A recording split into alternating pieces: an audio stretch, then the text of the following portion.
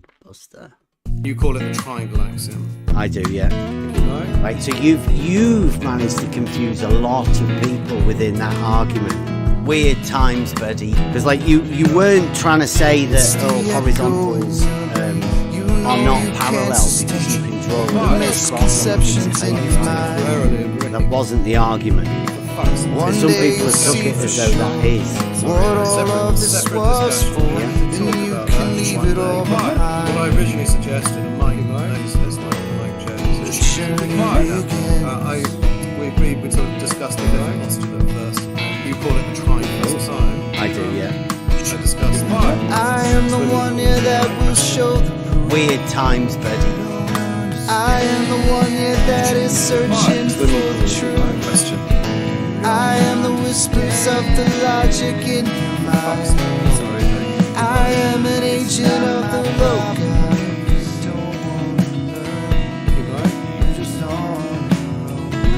That I hold to be a self. You call it the triangle axiom. I do, yeah. The question is, why did you? In the beginning was found this thing that cannot speak. It's how we all truly I do, because it sort of shows that triangles have one.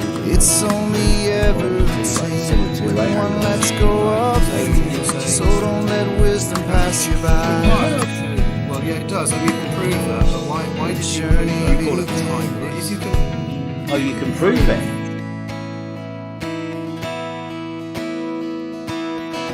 I am the one here that will show the proof.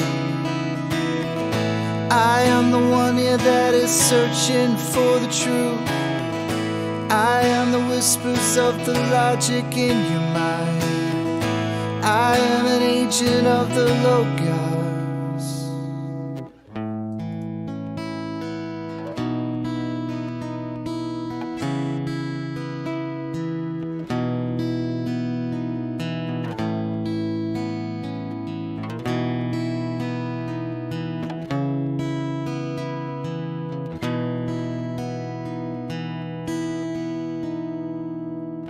It was there all along.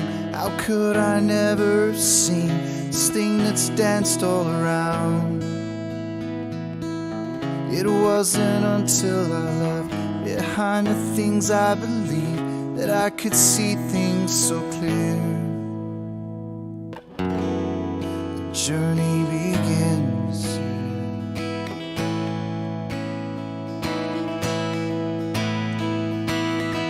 Become the one here that will show the proof. Become the one here that is searching for the truth. Become the whispers of the logic in their minds. Become an agent of the logos. Become an agent of the logos. We are the agents of the logos.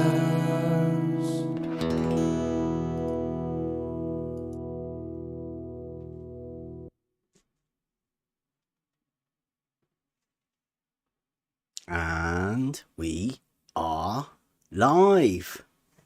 Sorry about the bit of a mess up there in the music. I don't want to discredit Buster's music like that. Got two sounds going on.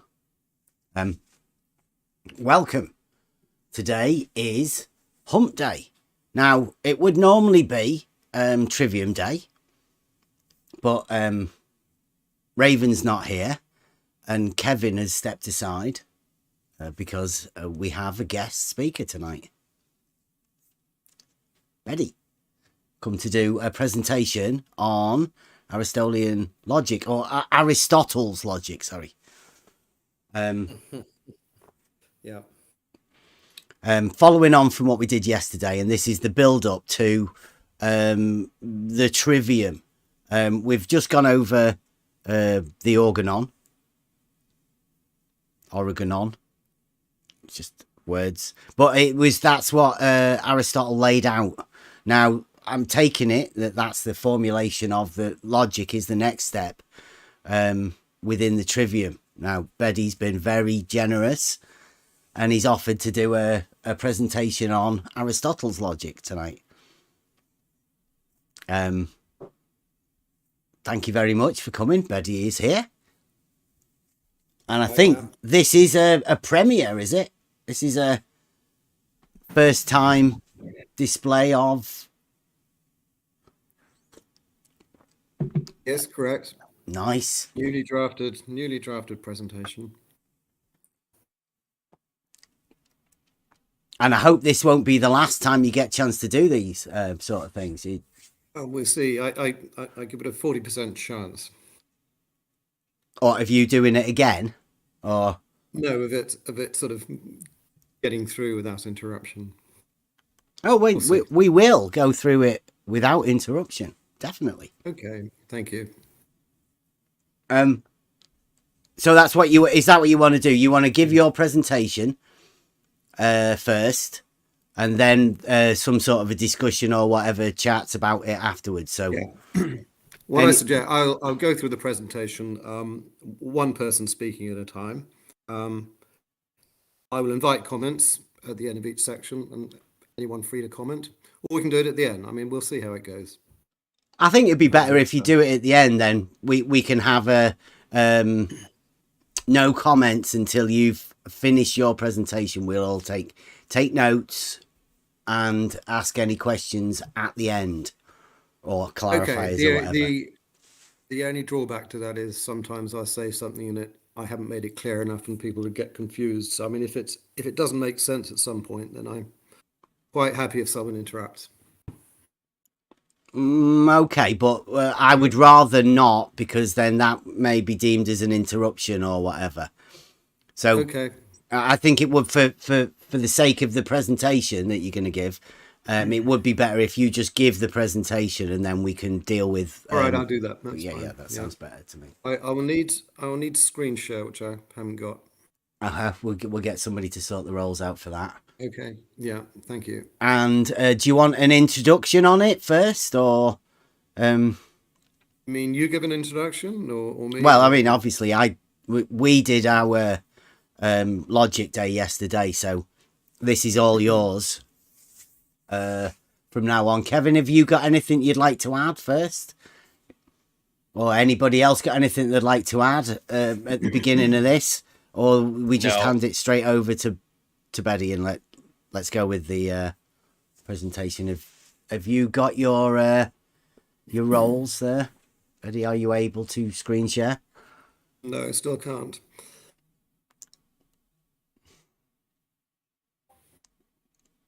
Or somebody giving Beddy the Logos role? Thank you. I worked through, it was a good presentation last night by Kevin.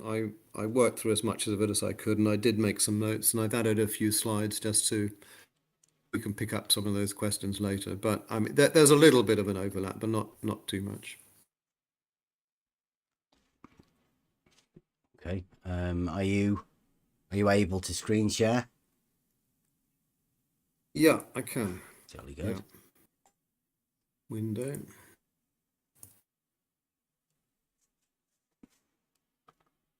Okay, can you all see that? Is that coming out? Let me get loud and clear? Aristotle's conception of validity. That's the one. That's it. Let me just see if it's on YouTube.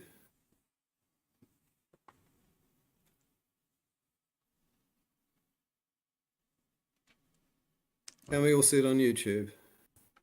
I think YouTube can see it. Everyone in Discord can see it. YouTube, everyone okay with that? I've got it big screen on YouTube. I'm just sorting out the... I can see it. That's great. Thank you. Yeah, it's coming through on YouTube. Great. There you go. Right, so whenever you're ready. Yeah, well, can we ask everybody now? Please don't interrupt. Let Beddy get through with it. I've got my screen on, so we'll have to all the mods will have to keep an eye out on who's coming in and interruptions. Okay, everybody should be able to keep it quiet for Beddy and let Beddy go through his presentation. Okay. Yep. I'll start now. Yep. Over to you. Okay. I was going to present on Aristotle's logic, but I think the current title is Aristotle's Conception of Validity, because that's what I'm going to be talking. That's what I'm going to be focusing on. So I want to talk about his theory of the proposition, a little bit about his logic, and then crucially about his idea of what validity is. And if you remember from my last talk, validity is, it's not the truth or falsity of the premises, of the assumptions. It is whether the conclusion follows from the premises. So does the truth of the premises imply the truth of the conclusion? And that's what logicians are primarily interested in. The truth or falsity of the premises is sort of, I wouldn't say it's irrelevant, but it's not the primary focus of the logician. So you've seen a lot of this before. Aristotle's logic is the categories, which is about terms. On interpretation, or de interpretatione, about propositions. Excuse me. The prior analytics, which is about arguments. So propositions are made of terms, arguments are made out of propositions. Then there's also the posterior analytics, which simply means the analytics that comes after the first analytics, the prior analytics, which is about scientific demonstration. The topics about dialectic, and I warn you, I don't know much about the topics. Not many people do. It's not a greatly studied work. And then finally, sophistical refutations, which is about fallacies. You see, I put old logic and new logic. This is a Western medieval term, a Western medieval distinction. The reason being is that all Aristotle's works were translated, not all, most of Aristotle's works were translated into Latin by Boethius, Christian philosopher, Roman philosopher of the early 6th century. He translated all into Latin, but a lot of his work was not recovered or received into the West until late 12th century and mostly early 13th century. All that the early medieval scholastic philosophers had was the categories and on interpretation. They knew the others existed, but they didn't have them. So they called categories and interpretation the old logic, and then the rest of the stuff they called the new logic. Well, in Latin they said that. So a little bit of posterior analytics. I don't intend, there was a big discussion on the server today about, am I going to prove that level is horizontal or not? That is a subject for the posterior analytics. It's about scientific demonstration. Aristotle makes a really important distinction between reasoning from cause to effect, a priori. That is primarily what the syllogism is about. This is where you know what the cause is and you say, well, this is the cause. Yeah, this effect will follow. And Euclid's geometry is a perfect example of a priori reasoning. The other form is from effect to cause, a posteriori, where you say, well, we see this effect. Aristotle's example is the eclipse. So we see the sun disappear behind some object, and we say, well, what caused that? Aristotle says, well, the geometer and the astronomer will say, well, we know how the planets move, and we know how the sun moves. When one moves behind the other, then you get an eclipse. So that's reasoning from effect, which is seeing the sun being hidden, to cause, which is movements of the heavenly bodies. But I won't be talking about that here, so let's put it to one side. Yesterday we had there was discussion of the Stanford article by, I think it's Robin Smith, and he talks about the techniques of mathematical logic, which is post-Fregean logic, predicate logic, and Aristotle's logic. And now he says there that there are similarities of approach and interest between the two systems. I will mention a bit about what modern logic is versus Aristotelian logic, but again, that's not a primary focus. I will be presenting on Aristotle's theory of the syllogism, which is a specific kind of form of argument. So, on interpretation, someone asked me what I said I would say exactly what Aristotle said, and someone objected, well, Aristotle wrote in Greek, so how can I say that in English? Well, I've done the best I can. I've looked at the Greek, I've translated it literally as best I can. I haven't tried any sort of elegance of translation.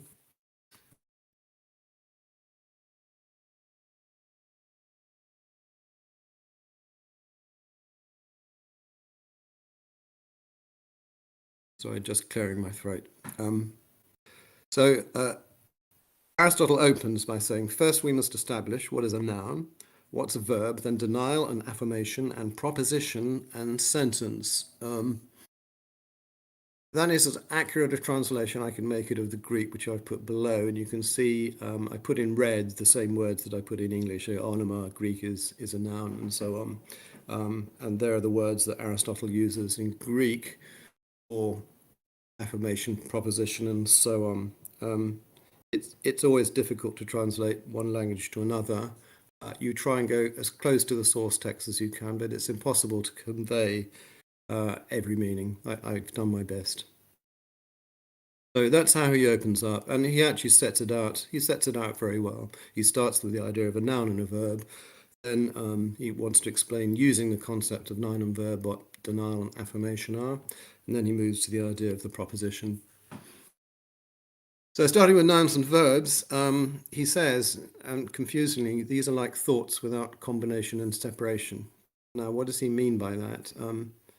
It's hard to see how a word like dodo can convey a thought, but it conveys something in the mind. You have a sort of something going through your head when you hear a noun or a verb, but a noun on its own or a verb on its own doesn't give you what he calls combination and separation.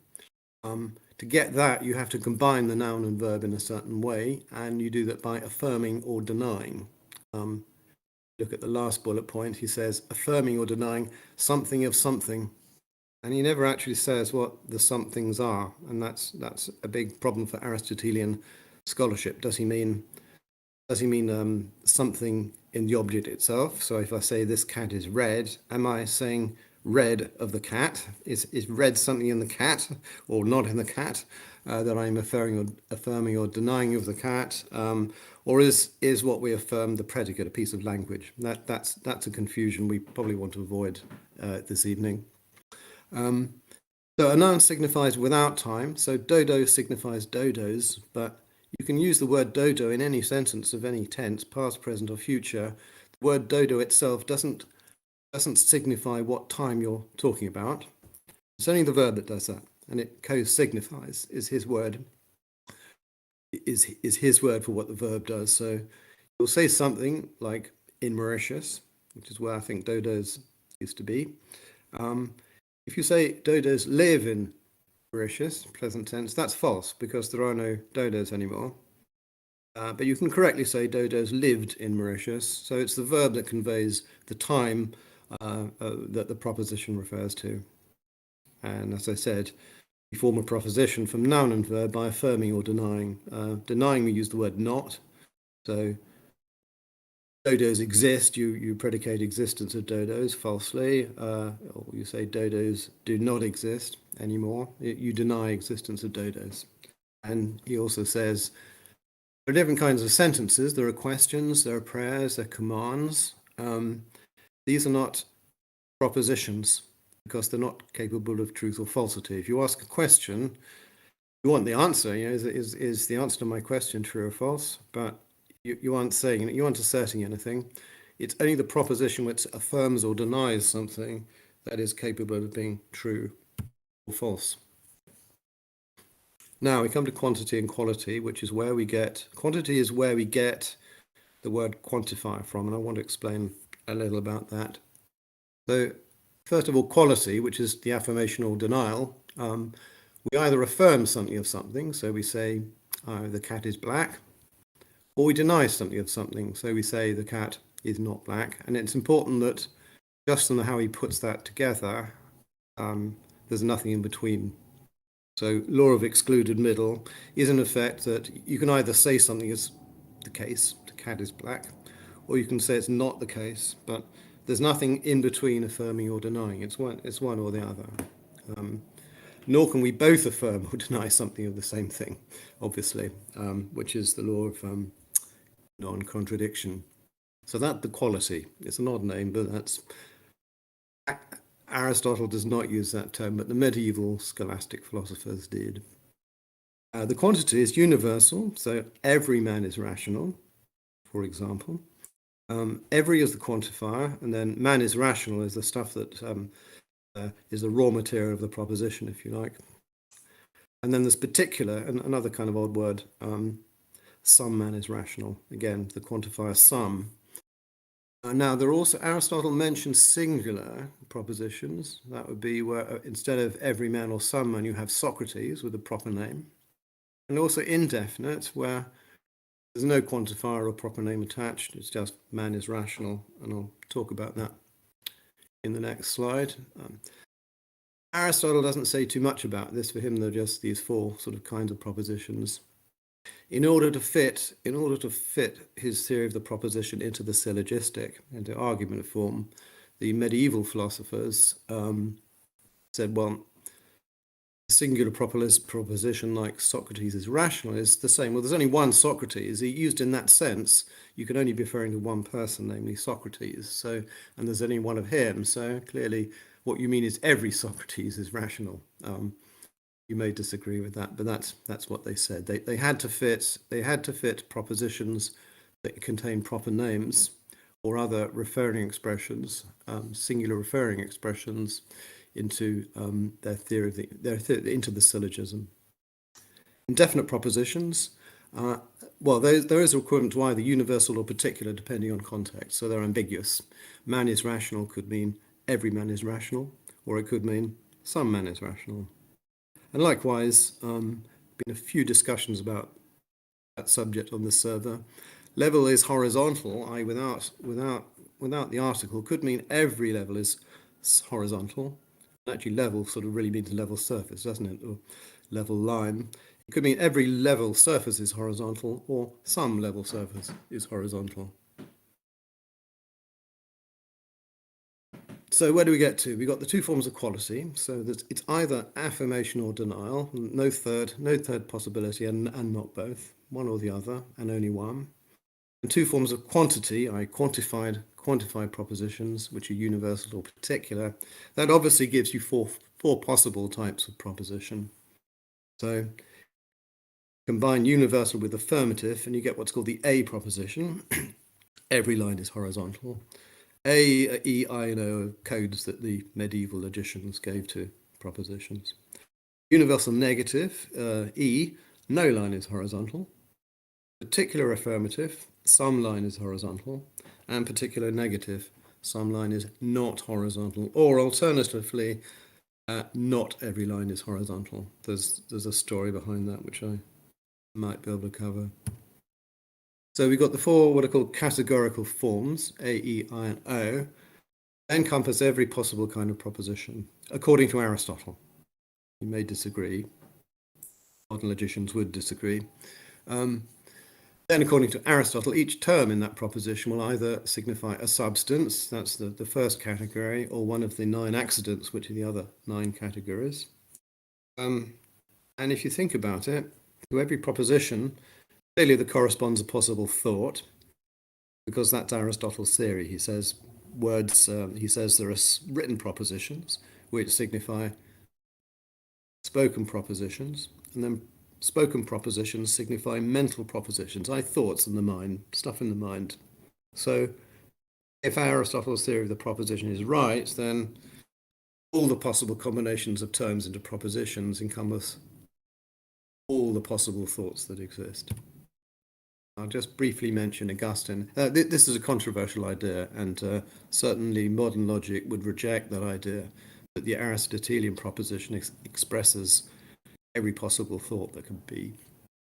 And Augustine, Saint Augustine, Catholic philosopher, says, yeah, what did it profit me that when I read the book, the 10 predicaments, he calls it, which clearly is the categories, which he says, I read it alone and understood it. What did it profit me? Because it actually, he says, it hindered him when imagining that whatsoever existed was comprehended in those 10 categories.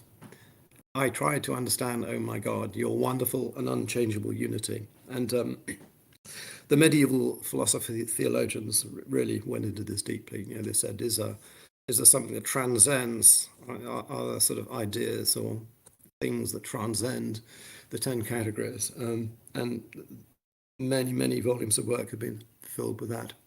I'll set that aside. Right, so we've got the 4 possible kinds of proposition.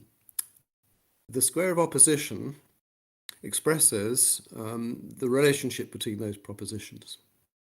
So let's start with what we call the contraries. Every S is P, or every A is B, as you like, and no S is P. These are contraries, meaning they cannot both be true. They could both be false, but they cannot both be true. So if every S is P, if every line is horizontal, then it's clearly false that no line is horizontal because every line is horizontal.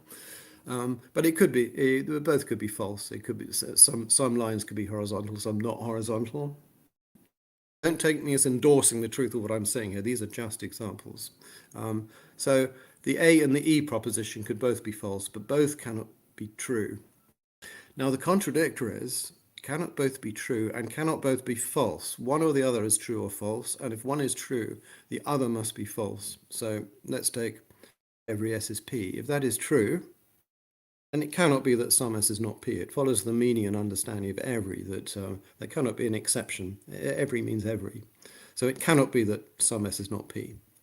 But the truth of the A implies a falsity of the O proposition.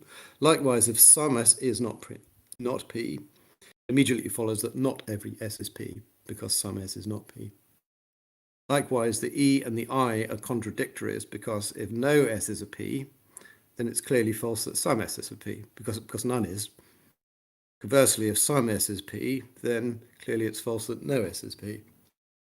You also have subcontraries, which can both be true, but cannot both be false. I think I've got that the right way around. And here's a nice sort of late medieval diagram of the square of opposition from a manuscript in the Vatican Library. If you notice the bottom right, the scribe has written, not every man is white. So it's either every man is white or not every man is white, as opposed to this diagram here, which I think is from the Stanford. Some S is not P, as opposed to not every S is P. And that comes around to the problem that Aristotelian logic has when the subject term is empty, i.e. when nothing is satisfied by the subject term. Let's get on to that in a minute. I'll talk quickly about predicate logic, but this is not the main focus. So like Aristotelian logic, it has 2 quantifiers. And we write, for every x, fx means that every x is f. So everything exists, so for every x, x exists. And if you see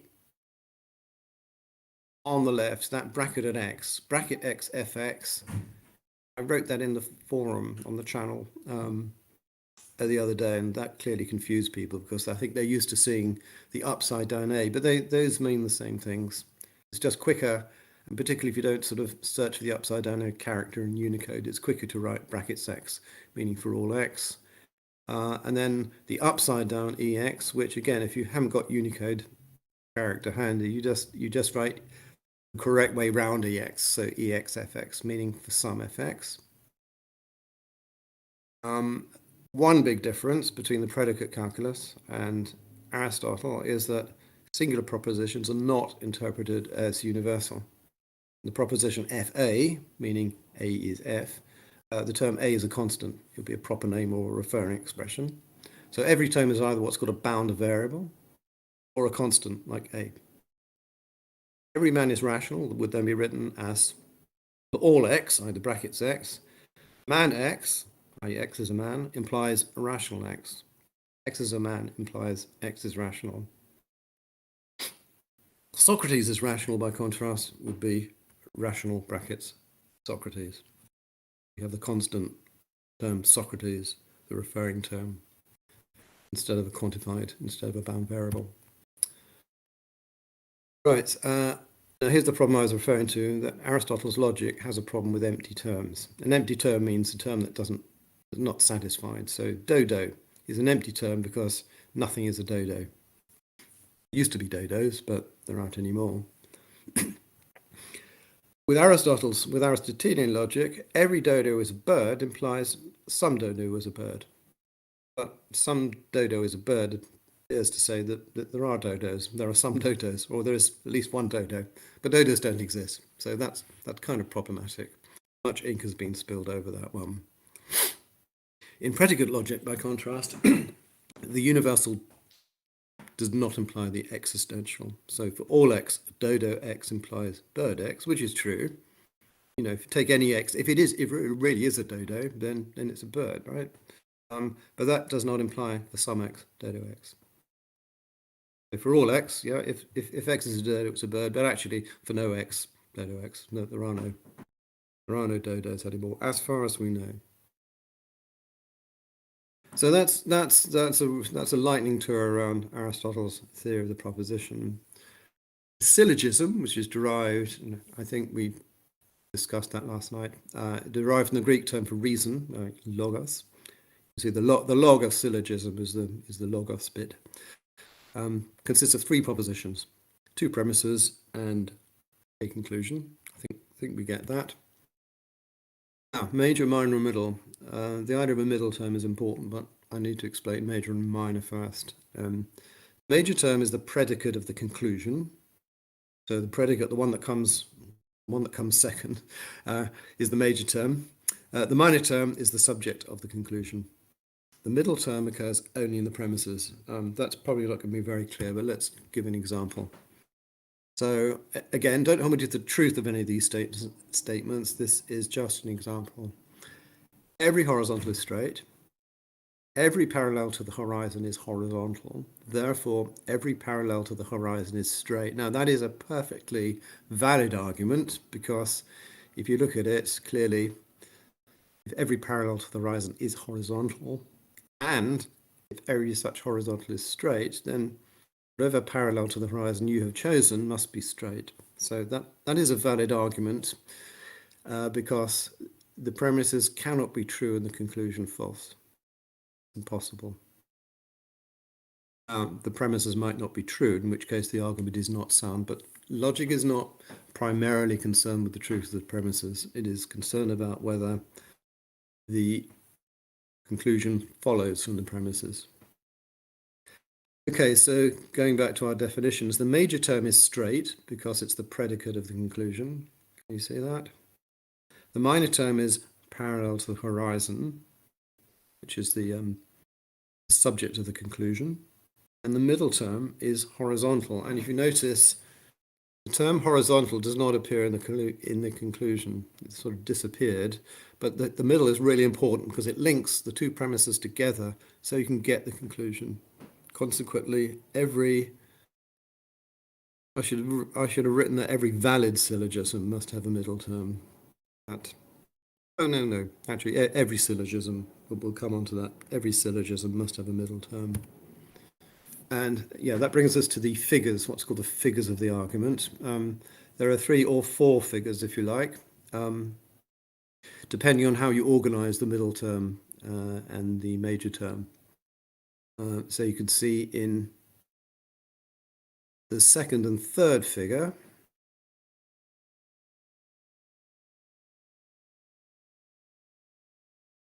actually, let me leave that. That's confusing.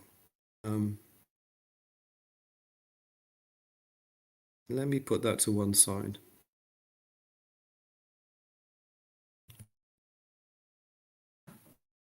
More important than the figures are the modes or moods of the syllogism. Now, each proposition can be A, E, I, or O. And there are 3 propositions in the syllogism, excuse me. So you can have any possible combinations you like in the argument. So AAA is what's called Barbara. So the syllogism I gave earlier, every horizontal is straight. And That's an A proposition. Every parallel to the horizon is horizontal. Therefore, every parallel to the horizon is straight. That's AAA. And that's what's called Barbara, because of the A's. But we can theoretically have any combination we like. EAE, AII. There are actually mathematically 64, I think, 64 possible combinations of those three letters and 4 types of letter. There are only 19 valid forms, and here they are, figure 1, figure 2, 3, and 4. Some people think there are only 3 figures, and it all depends how you define major and minor premise. I will leave that aside for now. If anyone asks me, I probably don't know. The medieval scholastic philosophers had they had a little rhyme: Barbara celerent dari ferioque purus. If you see Barbara, for example, has the 3 A's in it, and that refers to the first 3 A's. Celerent refers to A, E, and so on. The verses actually the words don't mean anything. It sort of means the barbarians would hide themselves, and the Darians, and I seek for. I mean, it makes actually no sense, and a lot of the words don't even occur in the dictionary. It was a mnemonic, which was an aid to remembering which of the 19 valid forms. So yeah, examples. Barbara, or AAA, every horizontal is straight, every plane is horizontal, therefore every plane is straight. That's perfectly valid because it's got a valid form. It's valid but not sound. Not every plane is, not every plane is horizontal, yeah. So that's, the second premise is false, but the argument is valid. Celerent, EAE, no horizontal is a plane. All lines are horizontal, therefore no line is a plane. Now, why is that valid? Well, if it's true that no horizontal is a plane, and all lines are horizontal, then any line you take, it must be horizontal. But no horizontal is a plane, says the first premise. So no line is a plane. That's valid, not sound. Some lines are horizontal. And we can work our way through. It would be tedious to do so, but the key point is here that how do you tell whether an argument's valid or not? Well, you get it into its sort of logical form, into a syllogism, and then you check. Then you check the categorical forms of the 2 premises and conclusion, and you look up that list of the 4 figures, decide where the argument fits, and if what you've got doesn't fit any of those 19 forms, then the argument is not valid. And finally, I'm coming to the end now. So here is an argument which you may recognize. All perpendiculars to the same plane are parallel to each other, to one another. All perpendiculars to a horizontal plane are vertical. Therefore, all verticals are parallel to each other. I'm not going to go any further than this because people may shout at me. I just posed the question to this group: is this argument valid? Given what I've sort of told you about Aristotle's logic, and I'm pretty sure that what I've said is correct about his logic. In Aristotle's logic, is that argument valid? And if not, why not? Okay, that's it. Sorry, that's the end of your presentation. That is the end of my presentation. Yeah, so I got really jolly good. Thanks. Awesome. Great today. No, yeah, no problem. No problem. That was good. Thank you very much.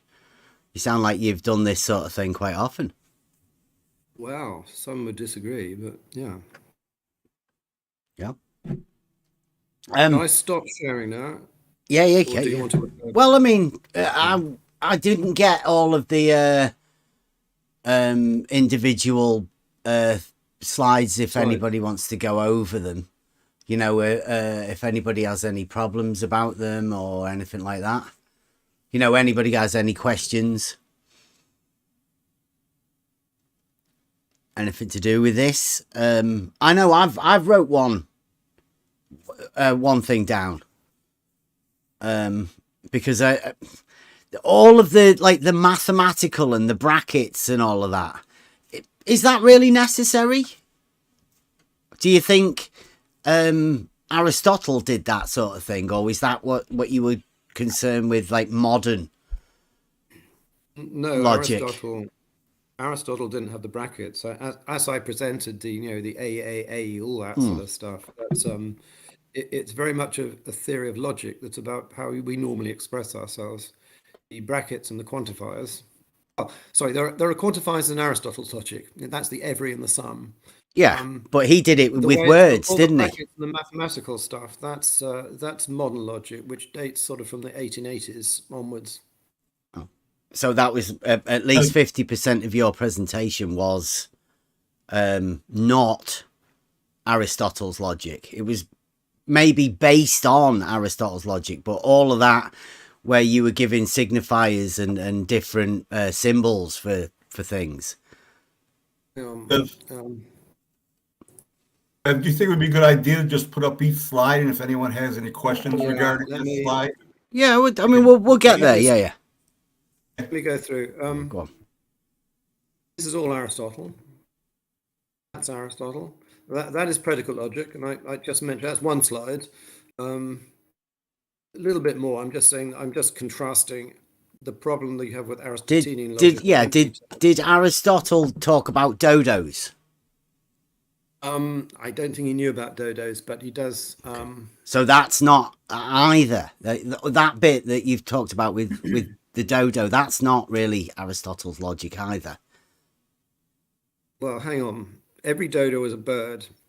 Does it imply some dodo is a bird? Yes, it does. I mean, replace that with centaur. Goat stag was the Greek example. Let's have something in reality. If you're going to base it on something that you're talking about, like this thing, like Aristotle was saying with his identifier of all of that, it would be better to have something that you could point at, to use as an example.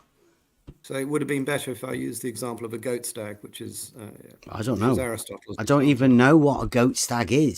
Do you? What's a goat stag? Well, it's a goat. It's an animal that's sort of partly a goat and partly a stag, but clearly there are no such things. Well, okay, so that doesn't exist either.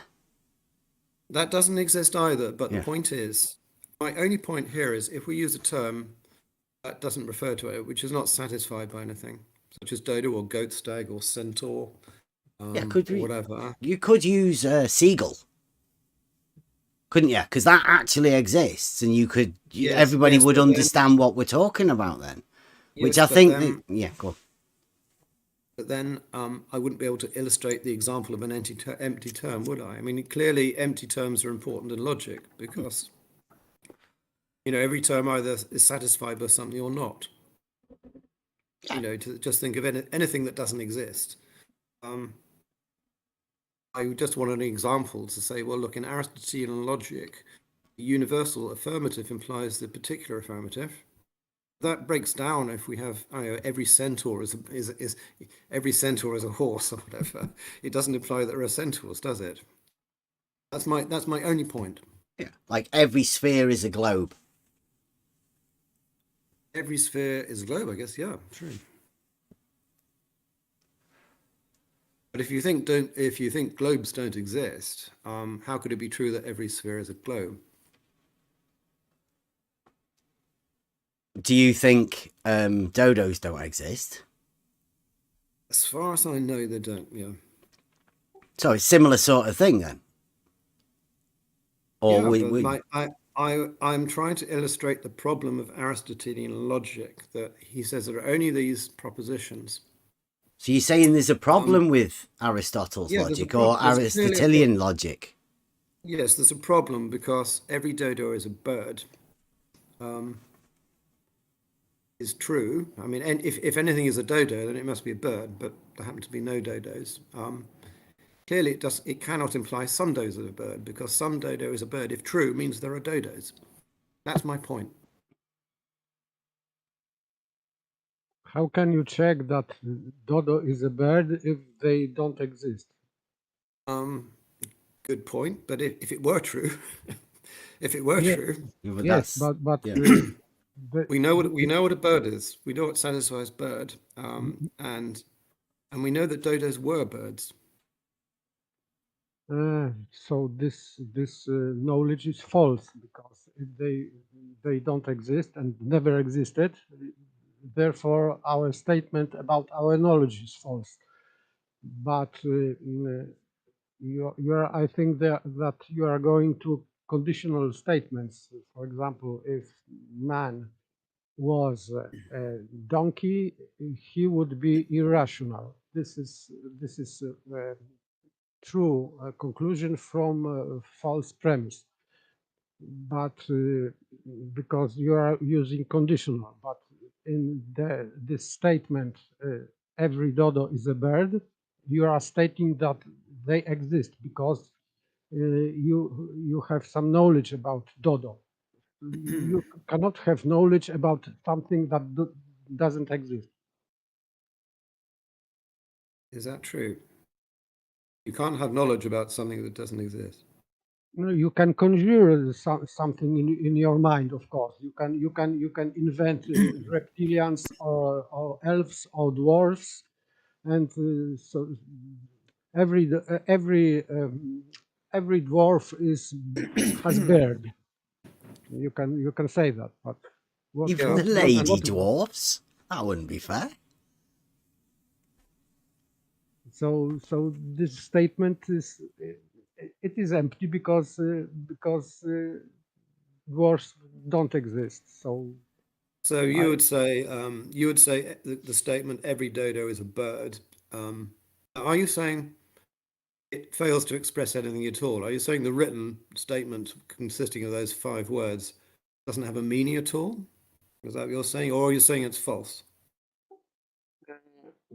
it's it's false because of already falsified, but lack of knowledge, because if you state that dodo is a bird, so you Yeah. are talking about something you know about. You know what about you are talking, what you are talking, but this is not true, because if they Yes. didn't The exist. problem is if the A proposition "every dodo is a bird" is false, and for Aristotle, contradictory "some dodo is not a bird" is true. That's not true either, is it? It is true, because this is the part for the whole fallacy, because part of not existent dodos is nothing still. So you cannot create part of nothing. So some dodos are not birds. Are you happy with that? Well, Yes, because it includes that every dodo is not a bird. So if you can say that every dodo is not a bird, so some dodo is not a bird because you are taking part of this. Right. we do agree that dodos don't exist. We agree that, yeah. Well, I why are you I predicating find on it a something problem. that doesn't exist? There is another fallacy, because you are ascribing dodos to birds, so to animals, so to some let's say species, but we don't create species based on our fantasy. This is based on our abstraction, physical abstraction, mathematical abstraction. So you cannot ascribe dodo to birds if they never existed. This is So mission yeah, I mean, impossible. cutting through that, you're saying that the statement "every dodo is a bird" is false for the reason you stated, yes? Yes, it is. This is false It's statement. false, and therefore, according to Aristotle, that implies that "some dodo is not a bird" is true. That's what he says.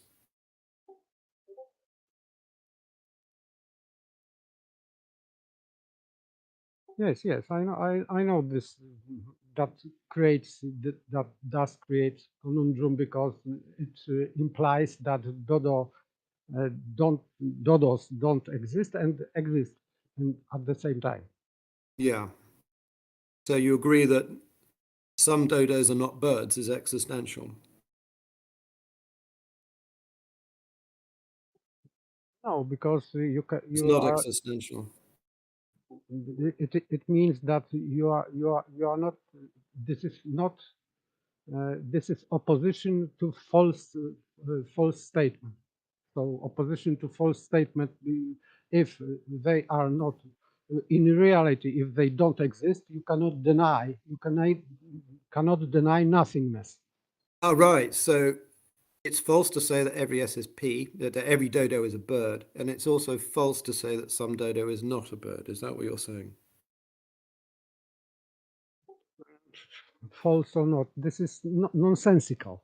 That Oh, it's not right. doesn't Well, no, I make asked sense. you earlier. No, sorry, I asked you earlier. Do you mean that the statement has no meaning, it's nonsensical, or do you mean it's false? And you, to my memory, replied that it's false. So we're changing our mind.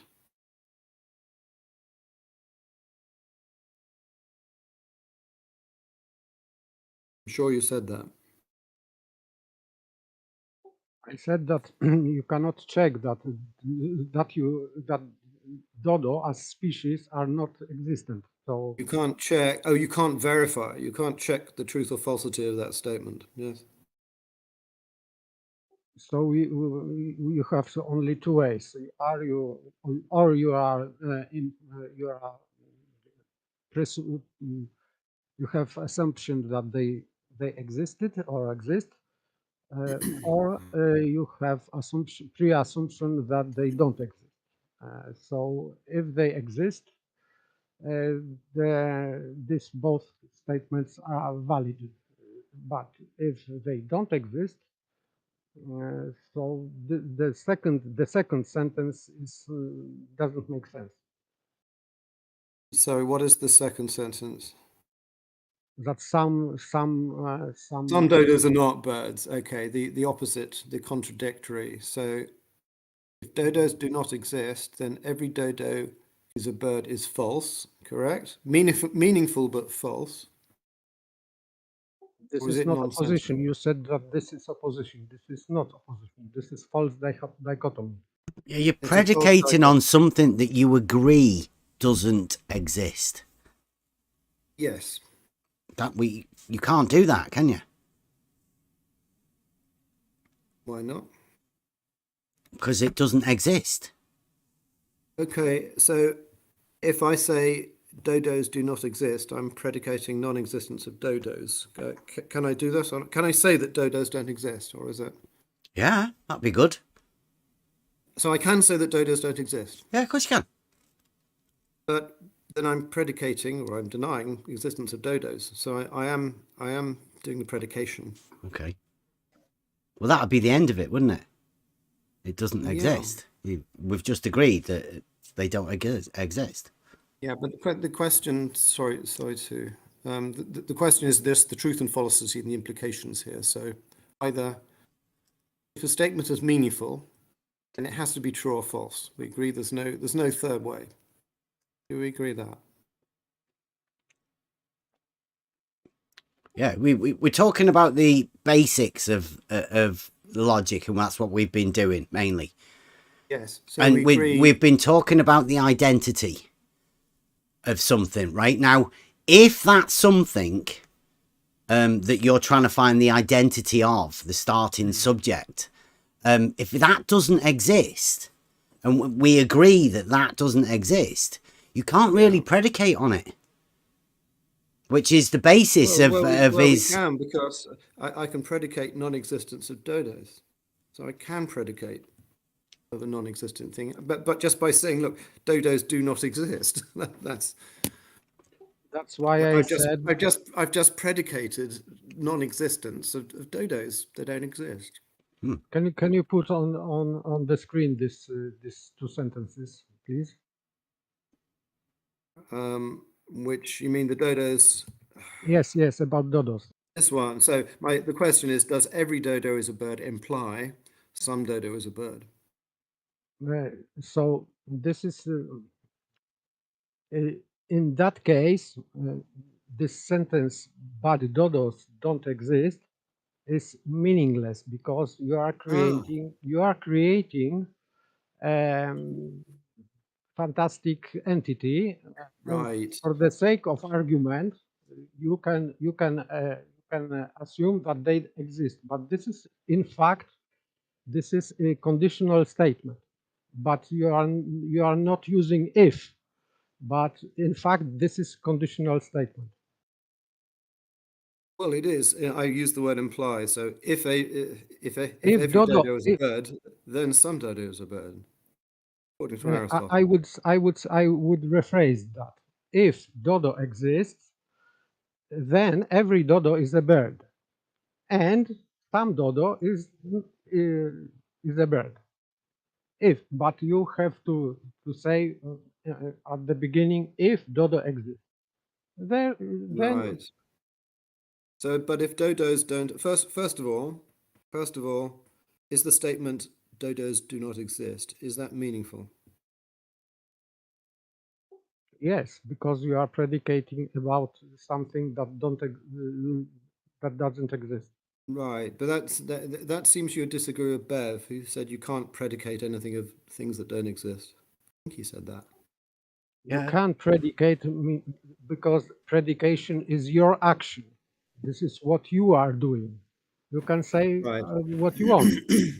You can say that the square is triangle, or Yeah, of course the you can. triangle Yeah. is the square, or whatever. So You can say you can predicate predicates of non-existing things. Yeah.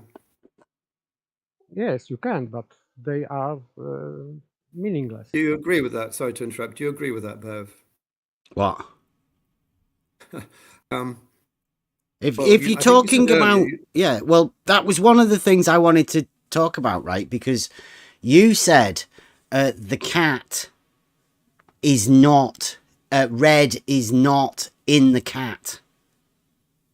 I didn't say that. I said there's a problem. What Aristotle means it's not clear. Does he mean there's something? He says affirmation is affirming something of something. He uses those. Well, in Greek, Of, he yeah, uses yeah, those words. not Something of in. something.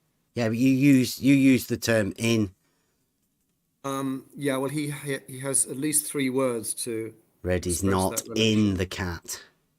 Sometimes he says the predicate is in the subject. Sometimes he says is predicated of, and it's a puzzle for Aristotelian scholars to work out, well, what did he actually mean by that? Aristotelian or Aristotle's logic? Because I mean, Aristotelian scholars. right. These are So okay. scholars of So Aristotle. can we make a differentiation now between what you think the difference is between Aristotle's logic and Aristotelian logic? That's a tricky one. I mean that's coming back to what what's his name? Robin Smith said. He claims. Can we go back to that slide? I don't know. What do you think is what I was asking? Well, let me see what he's saying. More recent scholarship has often applied the very techniques of mathematical logic to Aristotle's theories, revealing, in the opinion of many, and note he's qualifying that, he's not saying he thinks that, in the opinion of many, a number of similarities of approach and interest between Aristotle and modern logicians. I would say that's probably a mistake. What's a mistake? Him saying that? Or a mistake that there's a differentiation between the two? Oh, he's saying many people think, so he's stepping back here, as am I. He's saying there are similarities. Well, clearly there are similarities because both forms of logic have quantifiers. What's the Both difference? forms of logic. So he is appealing to my majority. Yeah, what is the difference though?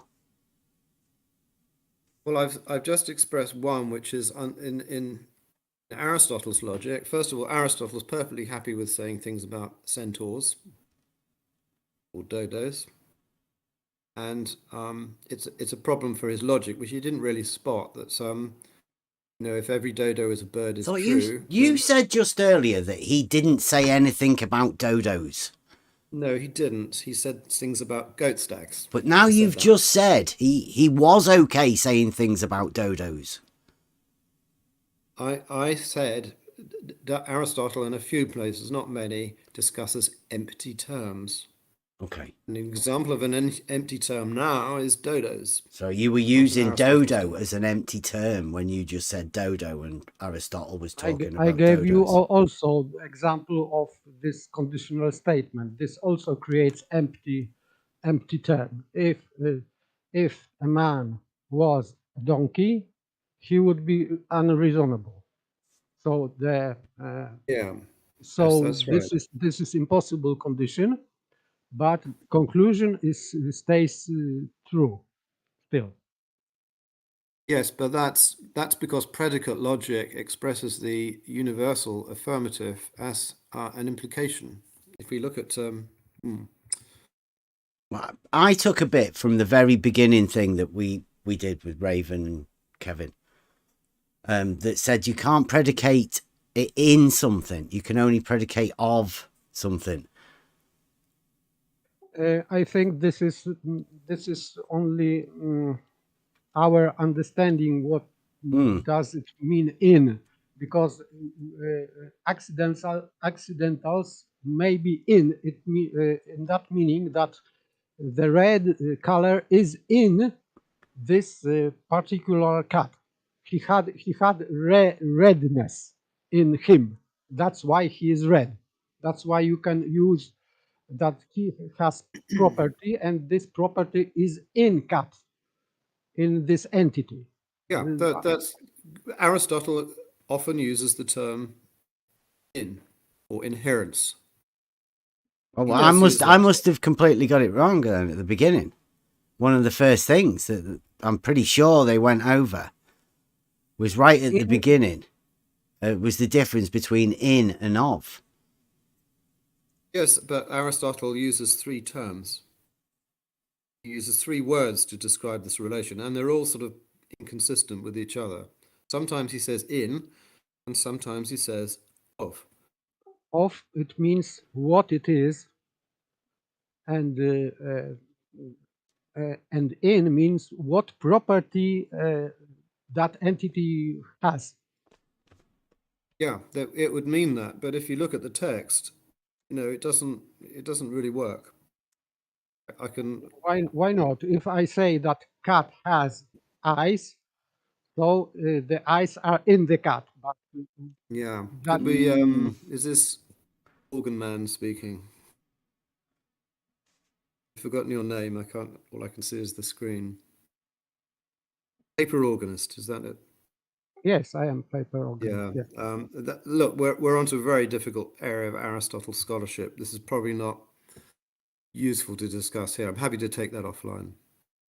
But there are examples where, and I've discussed this with another forum. There are examples where it's clearly it's odd the way he expresses it. Mixes up the two ideas in a number of passages, but I'm not sure how much people here are interested in Aristotle scholarship. Sorry. Well, we're seeing the difference now. I'm guessing that when you're talking about Aristotle's logic, and the difference between Aristotle's logic and the Aristotelian logic, right? Look, I think, can we say that the Aristotelian logic, right, is what people imagine now, modern day sort of things? No, I don't think you can, because Aristotle is not studied by most modern logicians. Right. So is this logic different than just logic? Is this not the basic formulation of how we predicate in order to be able to make a statement that can be made into a logical formulation, right? Is that not what we're trying to do here? You've lost me there, Bev. Can you repeat? Sorry. What we're doing here, all of us, is trying to get the formulation of how we formulate logic, how we communicate with each other. Now, I'm guessing from what I've gone over just recently with Kevin and Raven is the basics from Aristotle within a book that sort of gives the idea of how words are used in order to identify a subject. Then that subject, that thing, is then talked about, i.e. predicated upon. And then those statements you can then make formulations through the laws of communication, i.e. excluded middle, law of identity. Those, okay. Yeah. Is that not what the basis of Aristotle's logic is? You know, old traditional logic, as we would call it. Well, I tried to explain what I tried to stay faithful to Aristotle's text, and what I described here, I hope is faithful to that text. Now, I mentioned predicate logic only just to say that there is this other form of logic. But Most even at the logicians- bottom of that there, yeah, you've got X brackets, dodo X. I mean, is that Aristotle's logic? No, that's modern predicate logic. I say, look, in predicate logic, the universal, I'm contrasting the two forms, Aristotelian logic, or let's say Aristotle's logic, to be absolutely precise. I'm contrasting that with predicate logic, which is modern logic. Yeah, but you're saying Aristotelian logic has a problem with empty terms. Then Well, it you're does. having a statement that is an empty term statement, right? Then what's the problem with it? Does. What is the totally problem? Does, because for Aristotle, either every dodo is a bird is true, or some dodo is not a bird is true. That's a problem.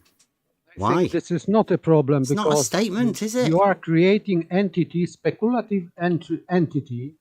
In speculation, you can do that, and many philosophers were doing that, and they still do that. It's okay because you in speculation you can to create, for example, some pseudo theory.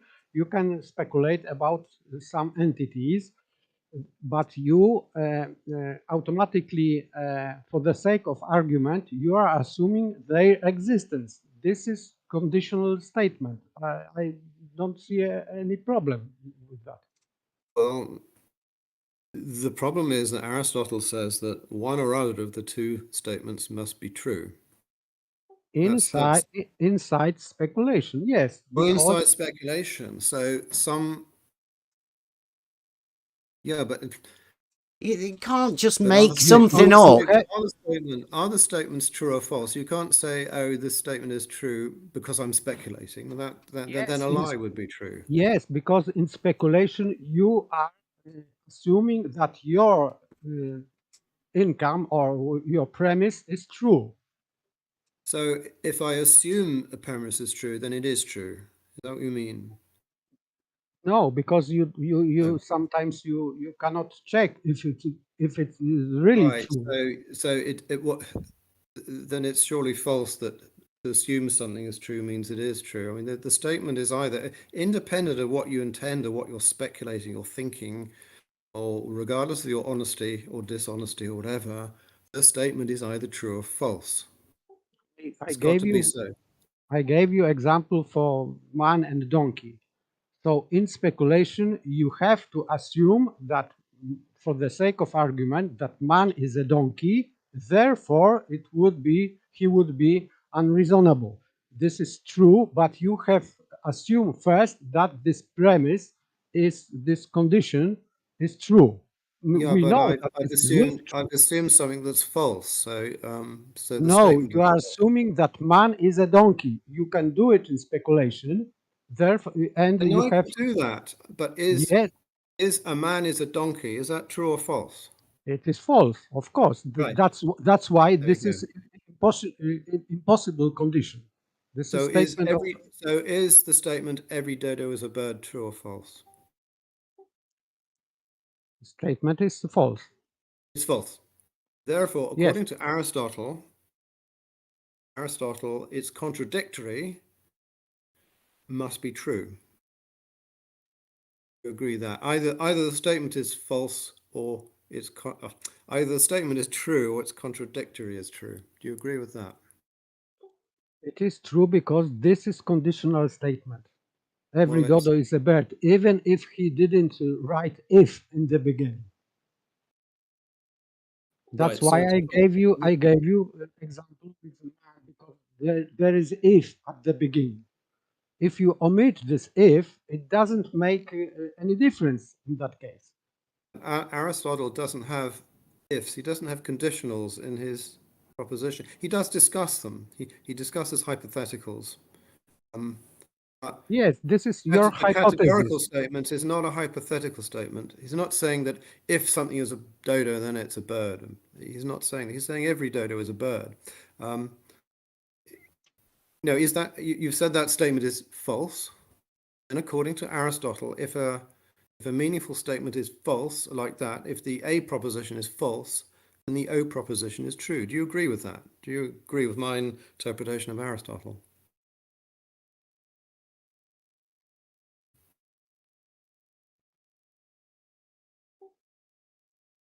No, uh,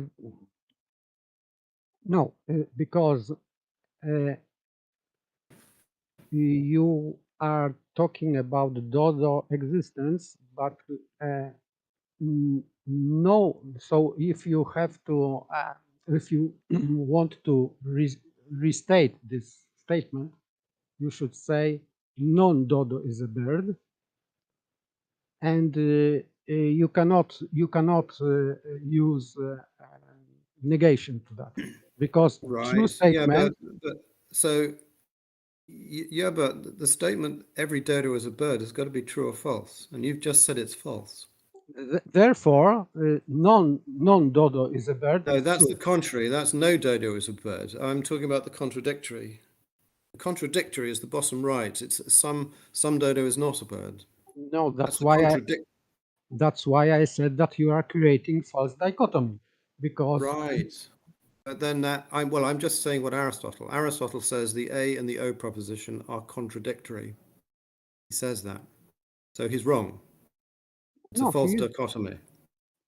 he is not wrong, because you can create in speculation this bird, and so you have to assume that this is true. Yeah, so But your assumption can be false also. but so the assumption's false. So the proposition every dodo is a bird is false. We're back to it's false. It's contradictory is the O proposition, which is some dodo is not a bird.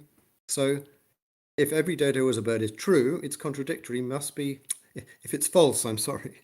If every dodo is a bird is false, regardless of whether I'm assuming it or not, then some dodo is not a bird must be true. That's what Aristotle says. I mean, it it means doesn't say that. if you are taking, this is suspension of disbelief, because if you are creating that existence of dodos, you are creating fantastic entity which you are bringing in your thought, you are bringing to existence, but this is not So real existence. if I assume something exists, then it exists. I've got you. For the sake of argument, yes, it is plausible. Yes, but Aristotle's theory of the proposition doesn't include things like for the sake of argument. He just says, well, look, the A proposition is either true or false. And if the A proposition is false, then the O proposition is true. That is exactly what he says. He mentions nothing about assumptions or speculation. He just says, the propositions are true or false. That's all. You're either denying Aristotle, which is fine, or I am not denying Aristotle, because inside this sentence you have to assume that bird exists. That premise is true. If you are denying your premise, you cannot conclude. If you know that the premise is false, the rest of the statement doesn't make any sense.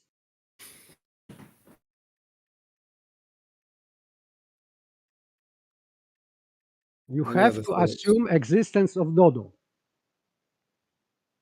So for you, dodo are existent. Oh, right. It's true for me. Yes, so you have to have at least moral certitude if you want to be honest. Yes, so with moral certitude you can say every dodo is a bird because I think the dodos exist. Okay. We've sort of. Otherwise you are lying. Okay.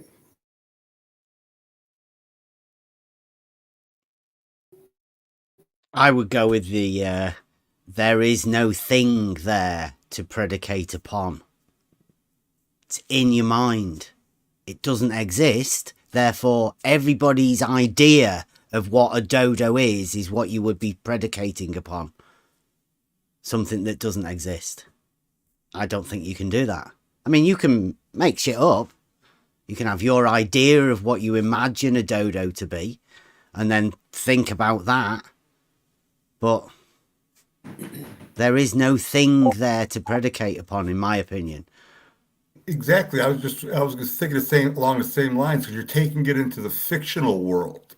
And will the Aristotelian logic apply in the fictional world? And when he was creating this, was he even considering creating fiction or just creating logical thought through nature and your natural world?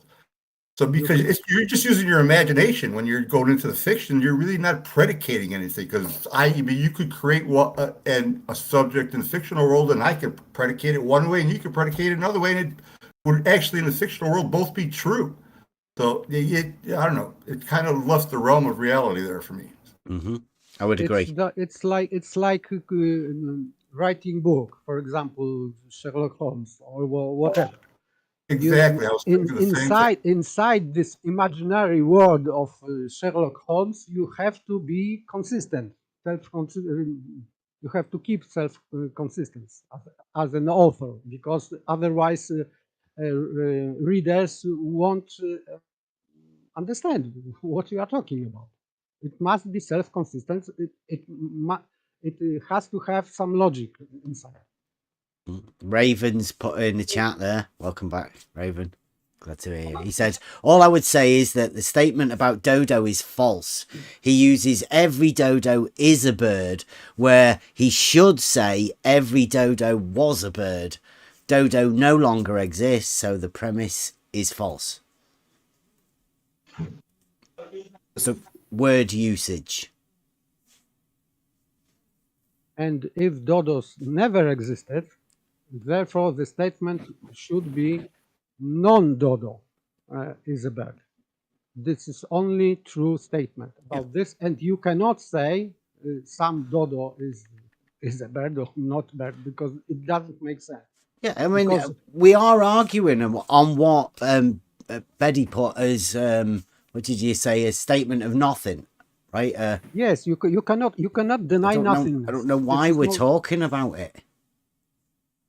Because Beddy said that Aristotle had a problem with it. Well, I have a problem with it as well. It's obviously you're talking about something that doesn't exist. It's an argument from nothing. So I would ask Beddy again, what's the problem? Because I see a problem. Do you not see that problem? The problem I see, and that I'm not alone here, is that in Aristotle's, under the square of opposition, he says, well, there are just four kinds of propositions. The universal affirmative, the universal negative, the particular affirmative, the particular negative. Yeah, but wait a minute, before you go on, as I understand this logic and all of that, Aristotle said the identity of the thing, right? He made that very specific at the beginning. So you can't then apply something that doesn't exist to a framework that doesn't allow for things that don't exist. There has to be a thing there. Isn't that the whole idea of the law of identity? I come back to the square of opposition, and this is pure Aristotle. He says this. The manuscripts even have a little diagram here. He says there are four kinds of proposition. The A, which is every S is P. The E, the no S is P. I, some S is P. Can you see this? So you can see the square that I'm showing up, can you? Can you see it? I'll put it on there now. Yeah. Are we still talking about dodo? Yeah, does it Reference allow to for dodo things that doesn't don't exist? Like a S. If it's an S, it's an S. Yes, Right? if you There's are no non-existent S, is there? No, quite. There is no, quite. But the point is, So we're not equating this to the dodo then. you are bringing to existence automatically if you are say every S. It means S must exist, because you cannot say about S that is every if it doesn't exist. Exactly. You Yeah. cannot say That's that. it. That's what I've been trying to say right from the beginning. It's the Yeah. keep it with the basics, Beddy, please. This is Aristotle's basic- logic, and the and basic- he and the said basic the law of are- identity, right? The thing basics has to are- exist. yeah, fine. So every dodo is a bird is therefore false. From what you Dodos said, don't correct? exist. Is the statement every dodo is a bird true or false? It's a statement. It's Is a form of is a proposition. dodo an S, It is, or is a a dodo a P? What we It going is with not- here, Beddy? It is Right. it is not true, because I think that you are confusing formal logic and material logic, because formally it is you can only say that this sentence or this part of sentence is correct, not true, correct. This is correct. Both statements are logically correct. They are fitting formal logic, but not material logic. The only use that dodo explanation or whatever, your logical thing there, the only time you're ever going to use it is doing what you're doing now. It's the only time you'll use it. Yes. You are using correct statement, but not true. You can Yeah, you we can agree say that. you We can agree that we agree that every dodo is a bird. Which the S is dodo, the P is bird. Yes, every dodo is bird, right? Take that off the screen if you're talking so about you- dodos so- while you've got S and P there. So if you Why are would I take it off? It's a valid. It's a well-formed proposition. Right, so where is dodo in that, please? Show me, which are you going to equate dodo in? Is it an S or a It's P? the S. It's the S. Every dodo is a Well, bird. S right? exists. Do dodos exist? No. No, so you're going to equate something that doesn't exist with something that does exist. Does that sound logical to you? I'm simply presenting Aristotle's logic. That's not Yes, Aristotle's yes. logic, is it? It's not Aristotle's logic. No, because that's a contradiction, isn't it? What? It's not Seriously? Aristotle's logic. Right, it's Beddy's logic. It's my logic. Oh, I see. So the square of opposition, which Aristotelian scholars have discussed for centuries, is actually not Aristotle at all. Aristotle nowhere speaks about. Are you saying it's not situation. Aristotle's logic, or are you saying it's Beddy's Well, obviously logic? I'm I don't not. know. Obviously, I'm not. I was being ironic. I'm sorry. But you cannot I- say that a bird is every about the dodo that is every if they don't exist. so it's You false. cannot. No, it's malfunction. Oh, it's not well formed, but it is well formed. You love Yes, talking about that's- dodos. It's malformed because you That's- mentioned a dodo. Oh, That so doesn't okay, exist. so now you are can distinct between formal logic and material logic. I Material am logic, not making that distinction. I am presenting and you should, Aristotle's because logic from his own text. I can give you example. 2 plus 2 equals 5. This is Yes, formally correct. This is formally correct. But false. did. Yeah, it's meaningful and false. Correct. It's not true. It's not In true. material logic, not true. Yes, You but just formally said- correct. Formally correct. You just said every dodo is a bird, rather than being just false, is malformed or nonsensical or whatever. Can we agree that a dodo doesn't exist and just like pass past this, because this is obviously a sticking point? I don't think you can predicate upon something that doesn't exist. Fine. I was just trying to present Aristotle's logic in as faithful a way as I could, and in as close a way to the text as I could. But obviously, people are disagreeing. They're saying, "Well, I'm not," and then we can't get much further, can we? Well, I mean, we can get to your later slides, the ones after the dodo Do one. that. Yeah. Yeah. So what have we got? Right. The major, minor, and middle. The other, the really one we should be focusing on is every syllogism must have a middle term for Aristotle. Mm-hmm. So you understand middle term, Go on. You explain it with this thing. right? Right. In every syllogism, there is a major term, which is the predicate of the conclusion, and that would be straight. Predicate straight is the predicate that appears in the conclusion. What's predicate? And What's then- straight predicate of? Well, in the conclusion, we predicate straight of parallel to the horizon. What? But in premise, we have that horizontal is straight. You So- can't so- predicate so the- straight, can you? Is your conclusion? No, he is saying that in premise, horizontal line is straight. He is predicating about horizontal line. This Yeah. is I've got premise. that. Yeah. In the first statement. Yes, in premise, yes. Yeah. And then every parallel to the horizon is horizontal. Well, Yeah, yeah. this is middle term, yes. Yeah. Therefore, every parallel to the horizon is straight. Well, yeah. And straight that's true. and horizontal. Yeah. Oh yeah, I was following this. Yeah, all the way. Would you not put, therefore, every parallel to the horizon is straight and horizontal to link the first term fully with the last? Yeah, you could do that, but then it wouldn't be an Aristotelian syllogism.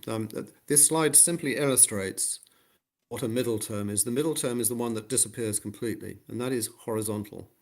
So you see it appears in the first premise and in the second premise. But it doesn't appear in the conclusion. Yeah, there is But there is it's a given. There is more simple example. If, for example, A equals B, B equals C, therefore A equals C. You can throw out B and say only that A equals C. You can That's- just you link them through after- together. Yeah. After doing this syllogism, you can throw out middle term because you used him for argument, but next time you don't need to use that because this is already proven. You can treat this as an axiom for further argumentation. Yeah, Aristotle doesn't have a sign for identity, but yeah. And why would you say that every horizontal is straight? This is Bev. This is just an example of a syllogism. Yeah, no, I'm saying though. we can put- Like, why did we you can put- choose every horizontal is straight? Is that not a weird thing to say? Well, perhaps it is, yeah. But normally the examples, it doesn't matter. I mean, I could put every cat is black. Every, I don't know, Felix is a cat. Well, no, because horizontals are only straight. Cats can be anything. Plain. But we're rather wondering the point, which is simply to explain what a middle term is. It's the one that disappears. It appears in both of the premises, Could you say a plane is straight? possibly, but that's irrelevant. That's irrelevant to what I'm saying. It's here. not, because you're saying every horizontal No, is I'm trying to straight. Are explain. you I'm sorry, saying that I'm a plane sorry. is straight? Because I do have a short fuse, and can agree that it's example eroding very quickly. This example I'm is just trying to explain what a bloody middle term is, right? yes. Yeah. This example explains that. Yes, that's yeah, all. That is yes, all. yes, of course. Thank you. I agree. I agree. Thank you. It's formally correct, but you can create untrue example, and Yeah. it will Yeah, work yeah. the same. Yeah. Exactly. The purpose of the slide is to explain what a middle term is and For of its example, importance. Yeah. for example, you can change this word straight for curve, and formally it will be correct. You could put cat for horizontal. Every cat is straight. Every parallel to the horizon is a cat. Therefore, every parallel to the horizon is a cat, or whatever.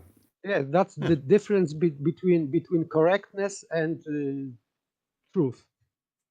It's the difference between soundness and validity. So, a sounds argument is one which is valid and the premise is true. If I put cat in place of horizontal, then every cat is straight, every parallel to the horizon is a cat, therefore every parallel to the horizon is straight. That logically follows. It's valid, but it's not sound because you can't predicate It's cat as untrue horizontal. because your premise is not true. The premises are not exactly. Thank you very much. Yeah, yeah. With that. So do you agree with that statement then? I mean, you've wrote it down and put it on paper. Which statement? That example, every horizontal is straight, every parallel to the horizon is horizontal. What do you mean? Do I Therefore, agree that it's every valid? parallel to the horizon is straight. Yeah, it's valid. And It's sound? valid. Is it sound as well? No, not relevant. Not relevant. Well, it's to not this relevant example. that if it's The valid context- and sound. Be nice to know if Beddy, what you present is actually something you come up with and it actually makes some sense, or you just come up with something that didn't make any sense just to make a point. What is it? I just want to give an example. That's all. I wanted to explain in a way that you guys could relate to, because you talk a lot about horizontals and parallels and stuff. I wanted an example that would sort of appeal to you and which would explain what a middle term was. It sticks in your mind, doesn't it? Horizontals being parallel. But it when you hear it. It obviously set so many hairs running. No, you've just formulated some logic there as well. I mean, did you run that statement past the council? Yeah, if we get into any sort of personal remarks about other sort of, I did this on my own. Yeah, I know, but that statement there, I mean, I come up with something like that as well. It's good, but Fine. I get a lot of stick for saying things like that. Sure. Yeah. Okay.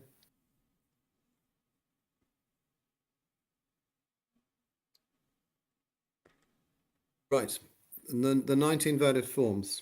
That's not Aristotle's logic, is it? Is it? Yeah.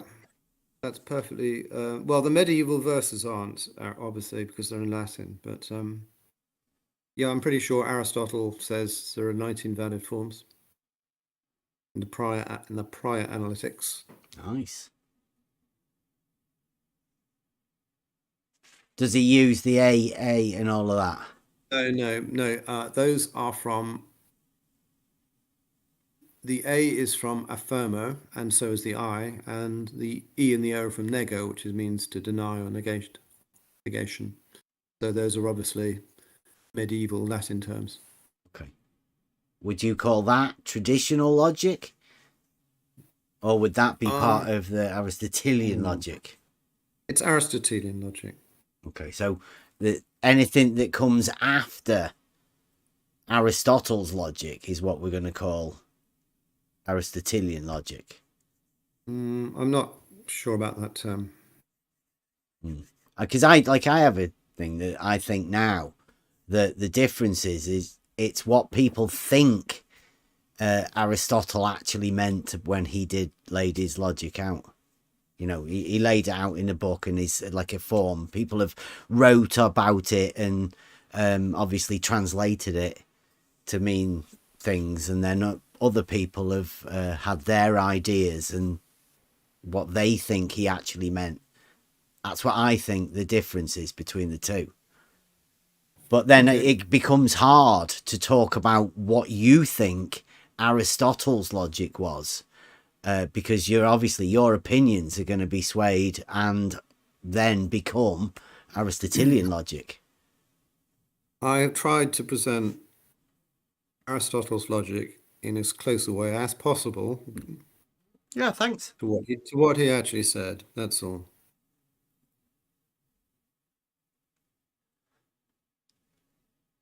Yeah, we will be studying into it, but I mean, this is advanced, is it? I mean, how much have you studied of this? Would you say this is basic?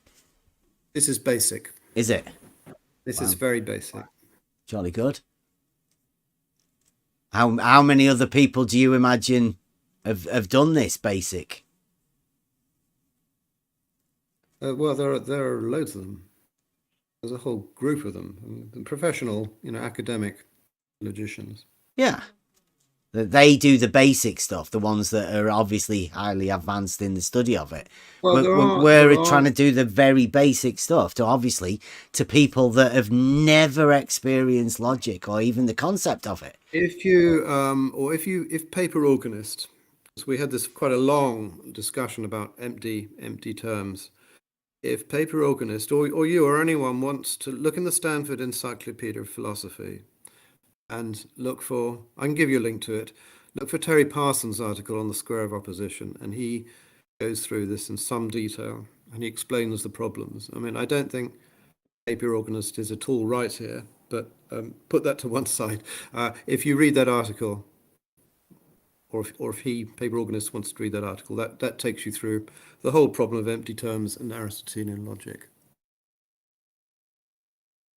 Okay. I don't have this problem. Mm-hmm. As I I'm said, sure you don't. But read Terry's article, and hopefully you will have the problem with Terry.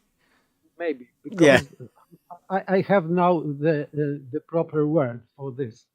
If you are saying that dodo, every dodo is a bird, you are reificating this dodo. You are bringing to your fantastic existence this dodo. I follow all of that. Look, I've followed everything you said here, but the point is, it is irrelevant to the question of whether that proposition is true or false. We agree it's false, right? Inside this speculation is true because you are assuming existence of dodo. If you assume existence of dodo, therefore the second sentence is as opposition is true. So the law of exclude a middle is not a good principle. So a proposition can be true, or it can be false, or it can be true according to speculation. Is that what you mean? I'm sorry, but if you are assuming that is true, then it is true. It cannot be true and false. You are assuming. You can assume false statement as true statement. You can do that. But does it follow that if I assume P, then P?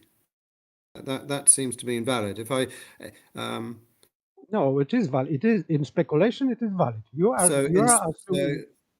So you're violating exclude a middle here. So we're saying there are propositions which are true, propositions which are false, and also there are propositions which are sort of speculatively true or assumed to be true. That is not Aristotle. I'm surprised you can't see that.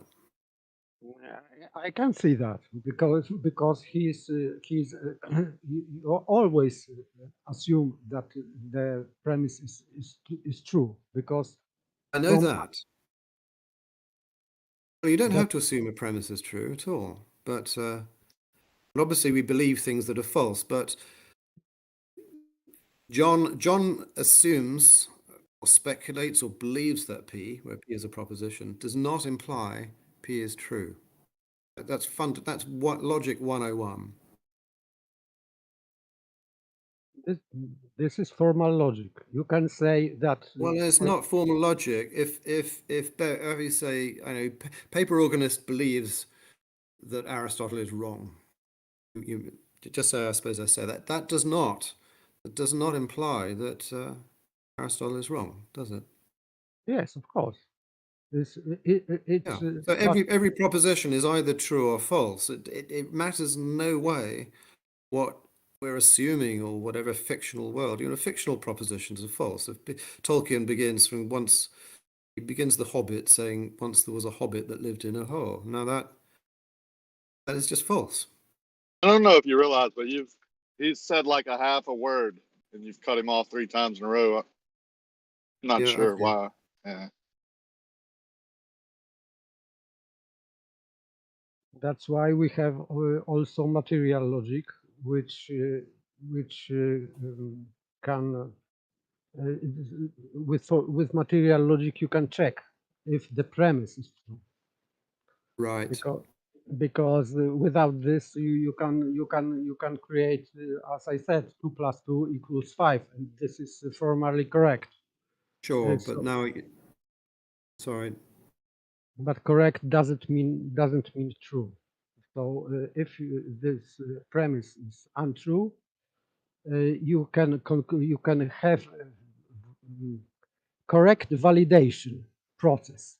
You are talking about correct validation process, Okay. but it doesn't mean that if you are going with the validation process, it's not sufficient to prove existence or not existence of something. It's not sufficient.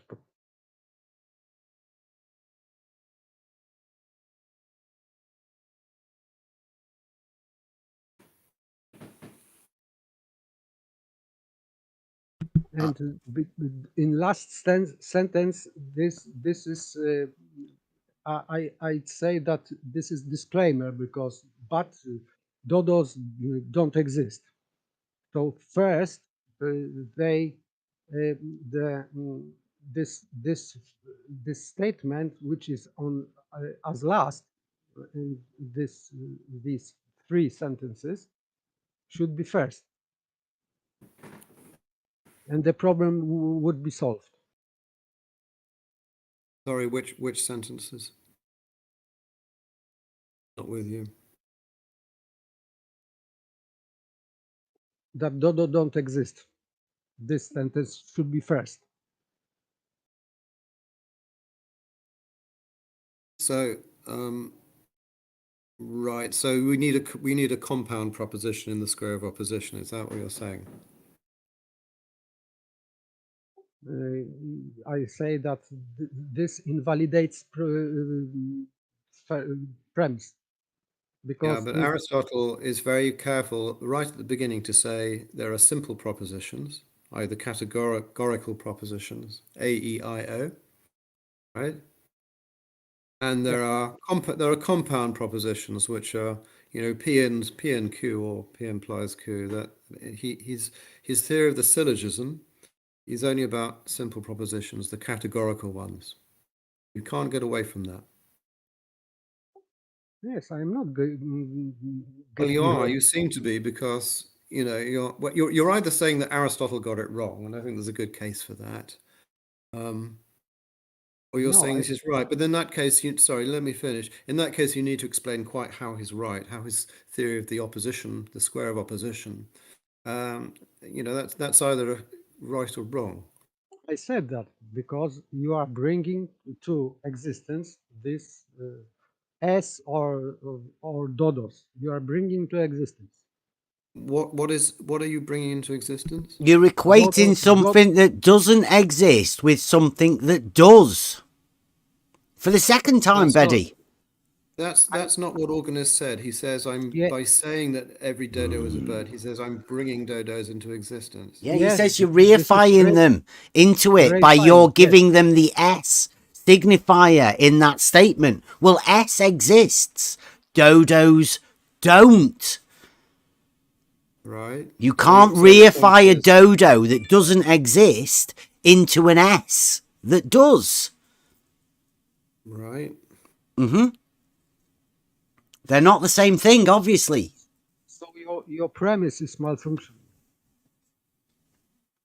I'm surprised that you can't see that, Beddy. I'm surprised that you've brought that here. Do you not see it? I'm not even some sure sort of a paralogism, is it?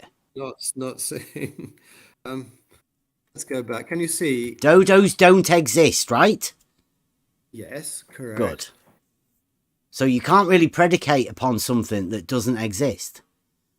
That's predicate of something in your mind. Not predicating of it. You're predicating in your head. But you can't predicate like that. I'm pretty sure that's what Aristotle said. You think that every dodo is a bird because you think that dodo exists. Dodos exist.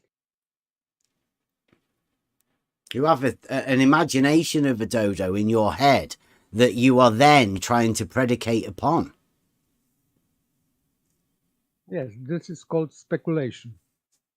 In speculation, dodos exist. In speculation, in your mind. So I'm looking at the square again. So the every SSP would be every dodo in speculation is a bird. Is that it? Yes, this is speculative entity.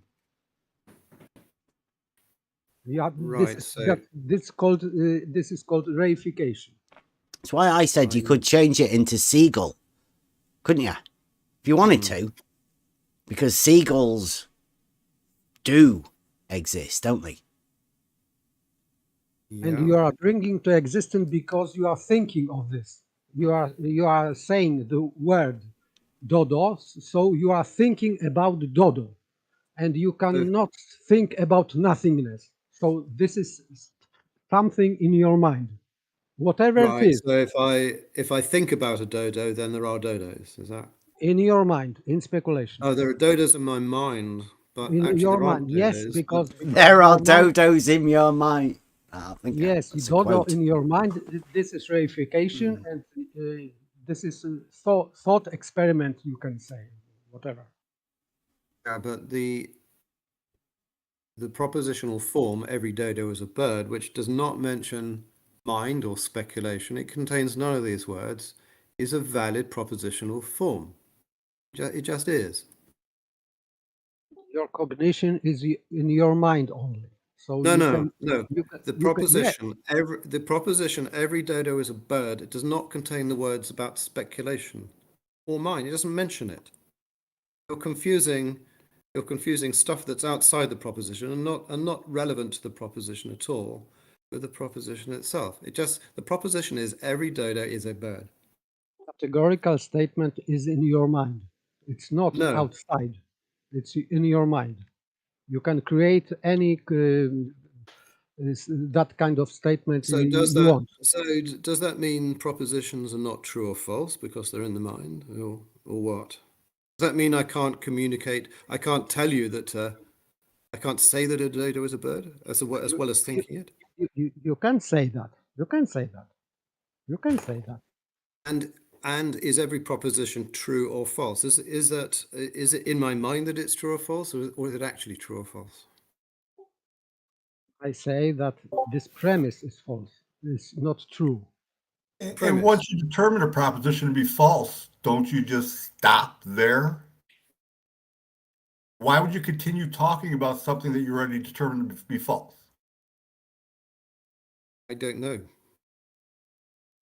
It's the same as with the globers. They assume globe, and therefore they can create any syllogism you want.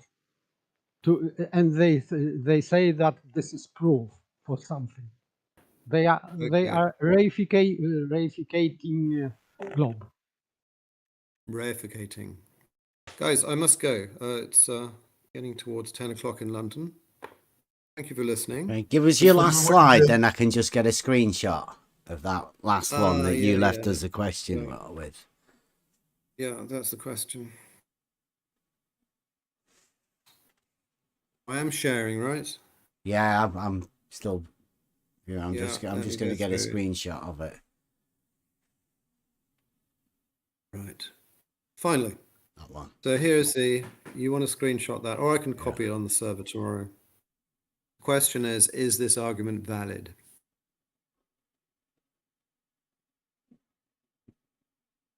I haven't heard from Saragaki tonight. Is he here? Yeah, well, I think Very quiet. he's a bit ill. I think he might be stuffed up. No. He's still here though, listening. Right. We can go Have you- over right, this have you got the anyway. We screenshot? probably will. Yes, thank you. Great. Thank you very much for listening and being polite. Thank you. No problem. Cheers, Anytime. Levy. Anytime night. you want to come and discuss any Good night, logic, good night. if they all keep you away, you can always welcome here. Thank you. Good night. Thank you. Right, well done. Thanks everyone. That seemed to go very well. What does everybody think of that? I'll put it in here. I got the finally.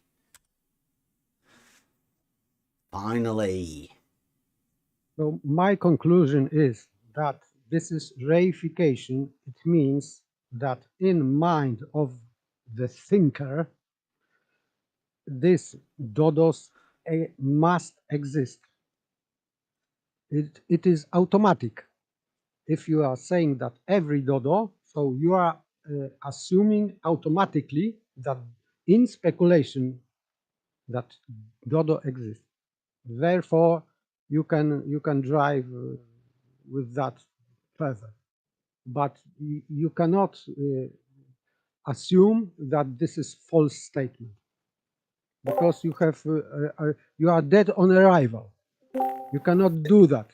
Yeah, do anything with that if you are assuming that dodo don't exist.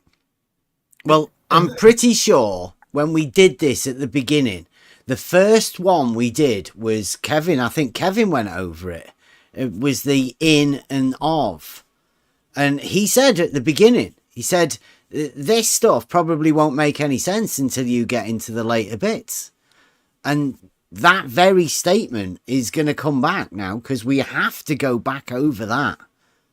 It's a must situation for us to go back to the very beginning bit again, the in and the of. And what you can predicate on and what you cannot predicate on.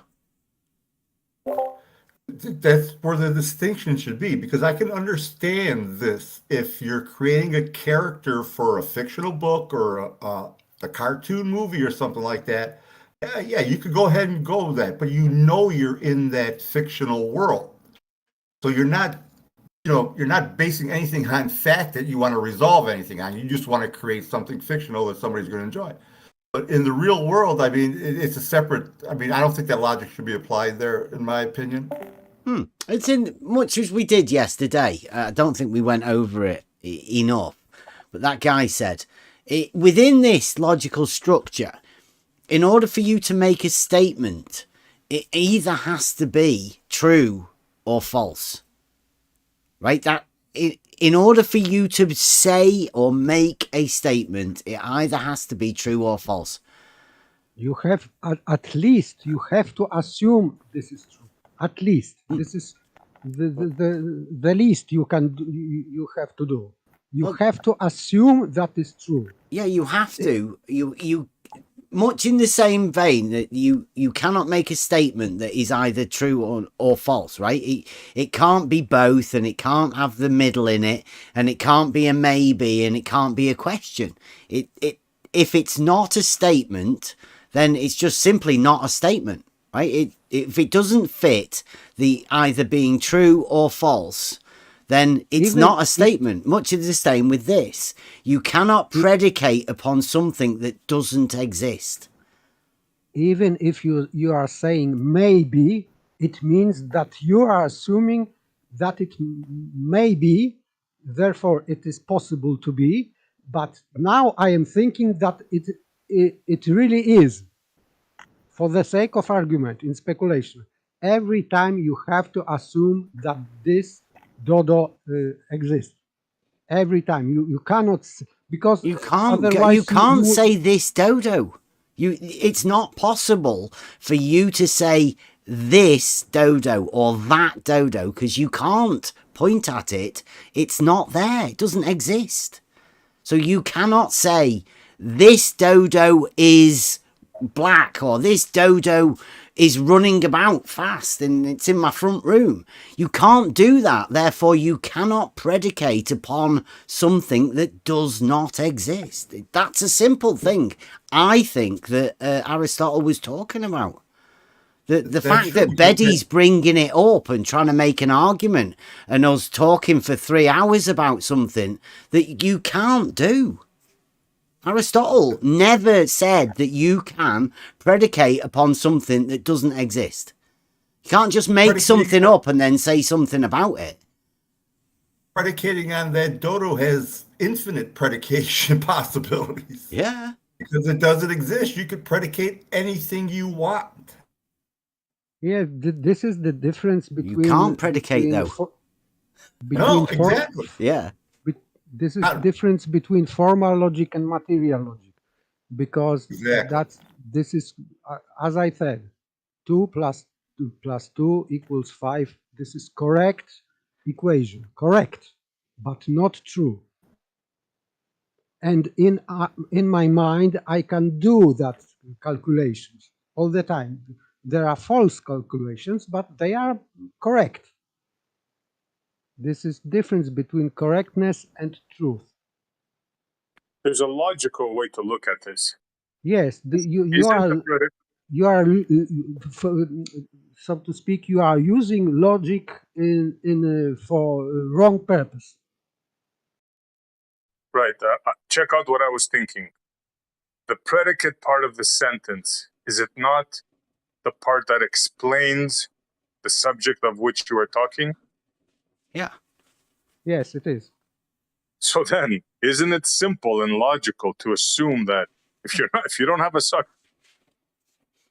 That's why I said you have to assume that it exists, even if it don't. Even if it don't, when you are doing that, you are automatically assuming that this exists. You have to do that. Yeah, but in the very sense of doing it, you just kill the. For example, you cannot check that if dodo exists once upon a time, or something you cannot check if it exists or not exist. Right, But we're making a presupposition that the dodo does not exist. Yeah, I see. If that's what you mean, yeah. Yeah, that this is the trick. But dodo don't exist. This sentence as the last is leading you to paradox, because this sentence would be the first premise of all your inferring, and your argument would be dead at arrival, because if you are assumed that the dodos don't exist as the first sentence, I see. therefore your rest of these two sentences is just it's useless. Yeah, because you're starting off with an assumption. Yeah, you're absolutely pure right. fantasy. Yeah. I see what you mean. Yep. They must exist. We've been talking about them for 2 hours. Sure. Are we ever going to stop talking about things that don't exist and whether Aristotle? I mean, it's ridiculous that because everybody agrees they don't exist. Aristotle works perfectly, because that's why you have to check your premise is true or not. Yeah, but I'm pretty sure he has a law of identity, and he made that specific, that you need a that to be able to predicate upon. You cannot go without saying. Yeah. I mean, come on. Yeah. So at the moment you say, what's that? And they go, well, it doesn't exist. You should then be able to say, why the fuck are we talking about it then? You can create predicate with describe, replace the fancy word with describe, and you see right away it's nonsense. What are you describing? A unicorn? You can use that example for example education purposes, but this is what speculation stands for. But in real logic, Aristotelian logic or Aristotle's logic, you have to check premise always, because if we are talking about the dodos, the dodos are birds, therefore they belong to physical world. No, they don't exist. Yes, but they should belong to physical world. So Aristotle didn't talk about dodos. Yes, right? yes, So I why know. are we talking about it as though Aristotle did talk about dodos? He didn't. They don't exist. Beddy's injected something into the conversation that doesn't exist, that Aristotle didn't talk about in a slideshow about Aristotle's logic. And now we're talking about something that doesn't exist, that never even got talked about with Aristotle. I don't understand why. This is good. Well done, Beddy, because that's how we planned it. This was like a nuclear bomb for Beddy. Well done, Beddy. But we spotted it. And to get to the point of the things that, you know, the arguments that actually mean something, he's left us with one. I've had it on screen for ages.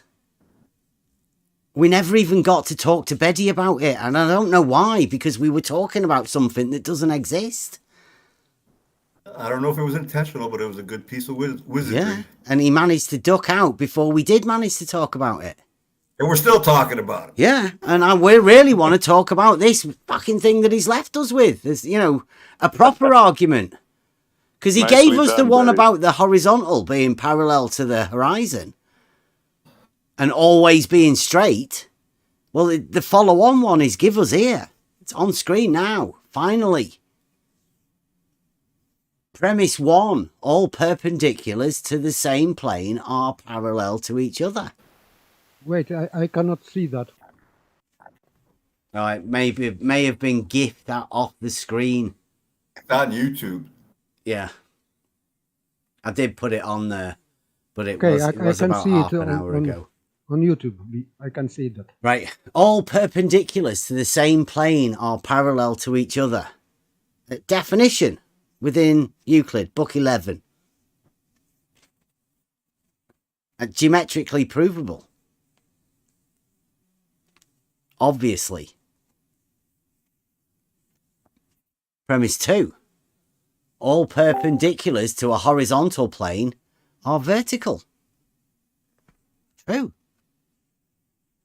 Horizontal and vertical are always perpendicular. Conclusion. Verticals are parallel to each other. Yeah. Conclusion. Yeah. Geometric. That's why I've been saying all along. Geometric proof that horizontal and level are the same is this very proof that Beddy's give us here. That's a geometric proof. There's no way you can get around that. All perpendiculars to the same plane are parallel to each other. It doesn't even state. Now, I know what Beddy's going to say is there's no middle there, is there? Or is there? Yes, because there is, because premise 1 is talking about that perpendiculars to the same plane are parallel. So Yeah. in premise 2 should be something about parallelism. But there are this is not, you haven't got He's here got rid of middle he's term. got rid of horizontal, but the horizontal is the middle. Is it? The plane, right? He left all verticals to the plane are parallel to each other, should be the conclusion, right? No, It's the plane's the middle that he's got rid of, isn't it? The plane. In Yeah. premise 1, the predicate is are parallel. This is predication. Subject is perpendiculars, and the predicate is parallel. So perpendiculars are parallel. This is predication about perpendiculars. Yeah, and because it's geometric, those terms can be interchangeable. right? So you can say all perpendiculars to the same plane are parallel to each other, but you can also say all parallels to a plane are perpendicular. You could say that. You know, it because it's geometrical, all of these terms are interchangeable, and provably so. So there is a conclusion. You can draw from those statements that all verticals are parallel to each other. Beddy's drawn it. He's asked the question, right? Is this argument valid? Is it a valid argument? What's the meaning of valid to people? Are you going to come up with a definition of valid? Or is because this is what we was trying to do, is trying to make sense of all of this sort of stuff and take it out of the hoity-toity sort of university thing. We're talking to real people about this now.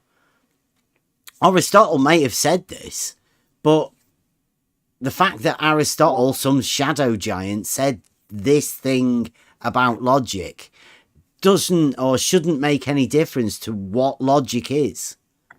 Just because some other dude said something about logic.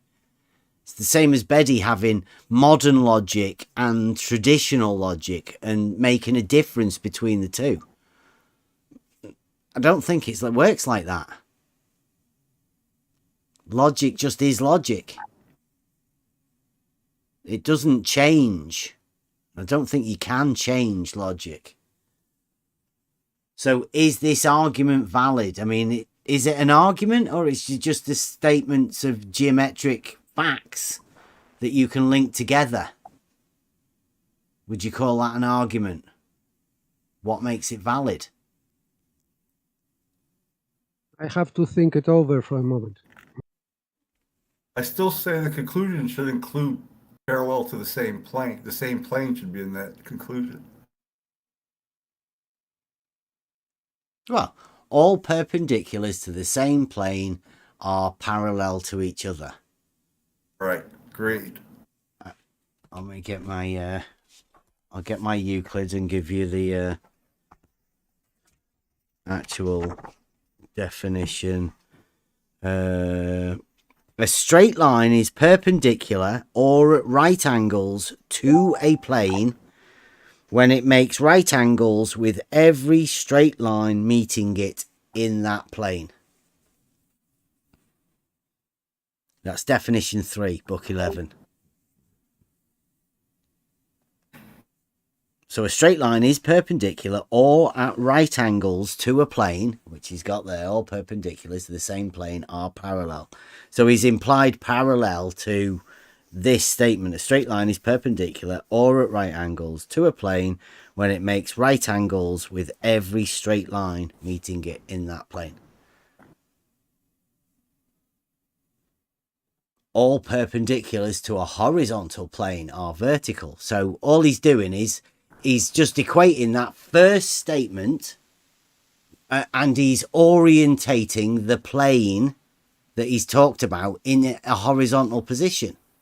Yes, this is Right. not syllogism. Yeah. This is, I'd say that this is tautologic statement. Yeah. Because to the same plane, and in the second premise, this plane, which is the same, is horizontal plane. Yeah, it's just reorientating that plane or giving it an orientation, i.e. Yes. bringing it into reality. Because horizontal doesn't exist in your mind. It has to be in reality. You have to orientate that plane that he's talking about, geometric statement, in reality to make it horizontal, don't you? Yes. And then the statement, it becomes true, right? It becomes geometrically true.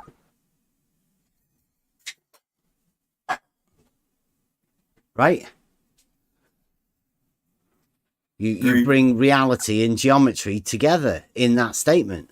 Now, you can either agree with that or disagree with it. But does it make it not valid? Yes, this is because conclusion doesn't follow. It is non sequitur because all verticals are parallel to each other by itself. You don't need these premises for that statement. Yeah, All like you verticals say, are it's a parallel. tautology, right? Yes, this is mm, this is not syllogism, really. Would it be an argument? Or would it just be No, like you say? It's a tautology. It's a truth fact that can be proved, right, through geometry. You can't all deny a vertical- tautology, can you? Yes, this is statement that man is a man. Yeah. Yeah, which is sort of, it's even better than an argument being valid, isn't it? A tautology. So this statement, all verticals are parallel to each other.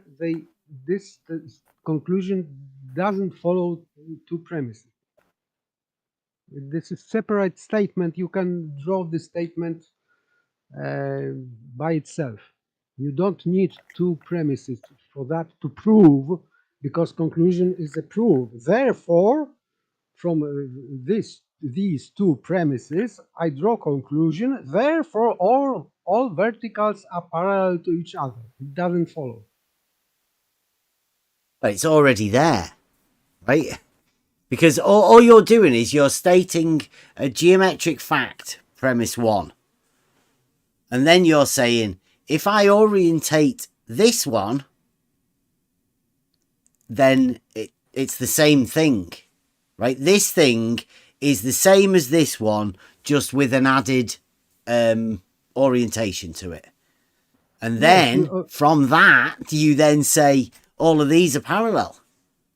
Yes, But I mean, you can make many other statements. All the horizontals are parallel. Yes, all horizontals are parallel to each other. Yeah. The conclusion can be the same. Yeah. Non sequitur. Just geometric facts. And like you say, it is a tautology. You'd be silly to argue against a tautology, wouldn't you? I've heard that said to me many times.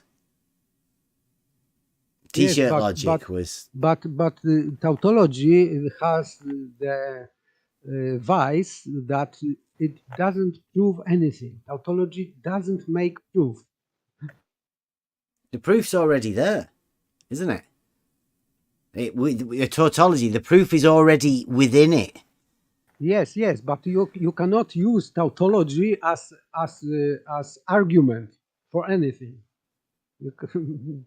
Because tautology is a statement of the fact. It's self-evident. Yeah. So when you do make a statement like that and people then argue against a tautology, would you then say it then becomes an argument? Or does it then become definitional? Rather definition, but not argument. You cannot use that as the middle term or premise in arguing, because it doesn't make sense, because you have to have two different premises. But if you are stating one thing in first premise and in fact the same thing in second premise, it doesn't make it as an argument.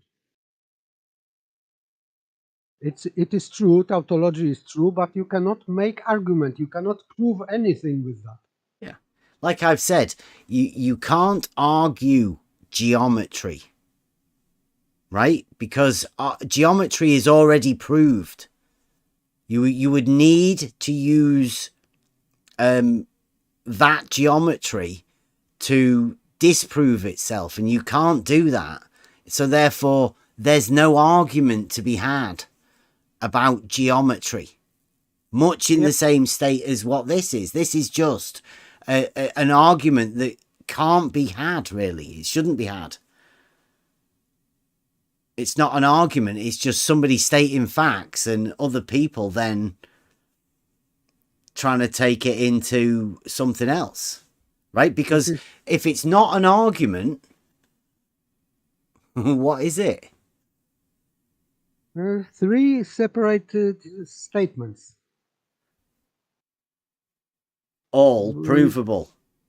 Yes, all of them are true. Yeah. Just truth statements said about things that are obviously provable.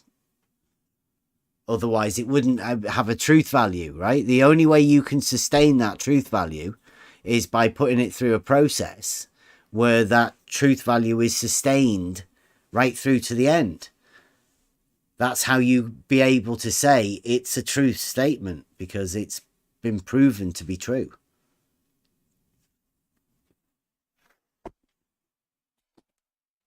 Would have been much better to have that word with Beddy. Hopefully other people are going to come and have this statement or whatever, come and have a discussion about it. It's nice that Beddy's brought that up to give us that as his final thing. Like, where do we go from here now? Once we've sort of, Beddy's give us the truth statement at the end that it's not really an argument. It's just three statements of fact. Unless he obviously, he might disagree with them. I know there's a lot of people who would disagree with that, but I don't. Maybe he has some pre-assumptions we don't know. Yeah. May have paralogisms.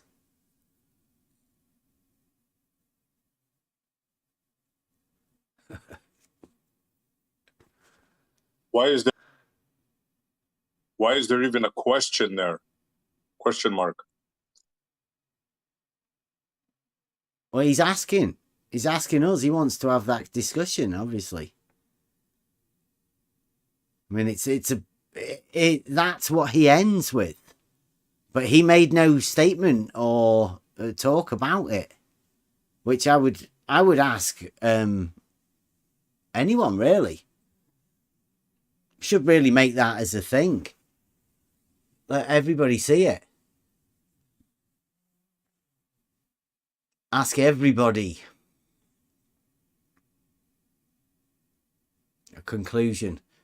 Can you come to the conclusion that all verticals are parallel to each other and say, yeah, that's a geometric truth statement? Can't really argue against that.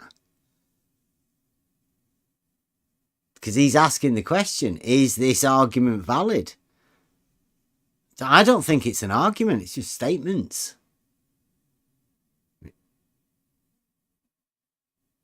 I mean, is it an argument? I think not. No, I don't think it's an argument either.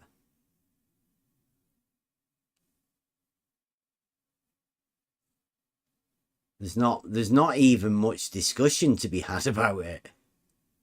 Unfortunately, I just joined back. Oh. So I missed all of it. But did he go over the logical form of an argument? What the logical form needs to be? Within modern logic, I think he did. I'm not too sure. He was talking about syllogism, which is argument, in fact. Yeah. He was talking about syllogism.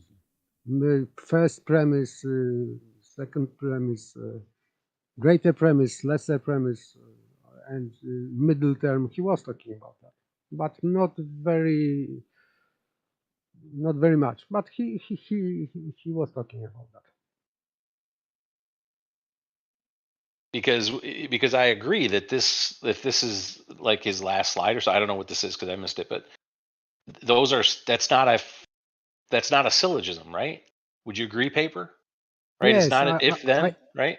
I cannot link this into argument, because the predication about, in first premise we have subject. This is perpendicular lines, called here perpendiculars, and predication about them is they are parallel. to each other. Yeah. This is predication. So this predication, and now we have to find middle term, which is so all perpendiculars we have in second premise. So this would be the link between 2 and 3. To all perpendiculars are vertical.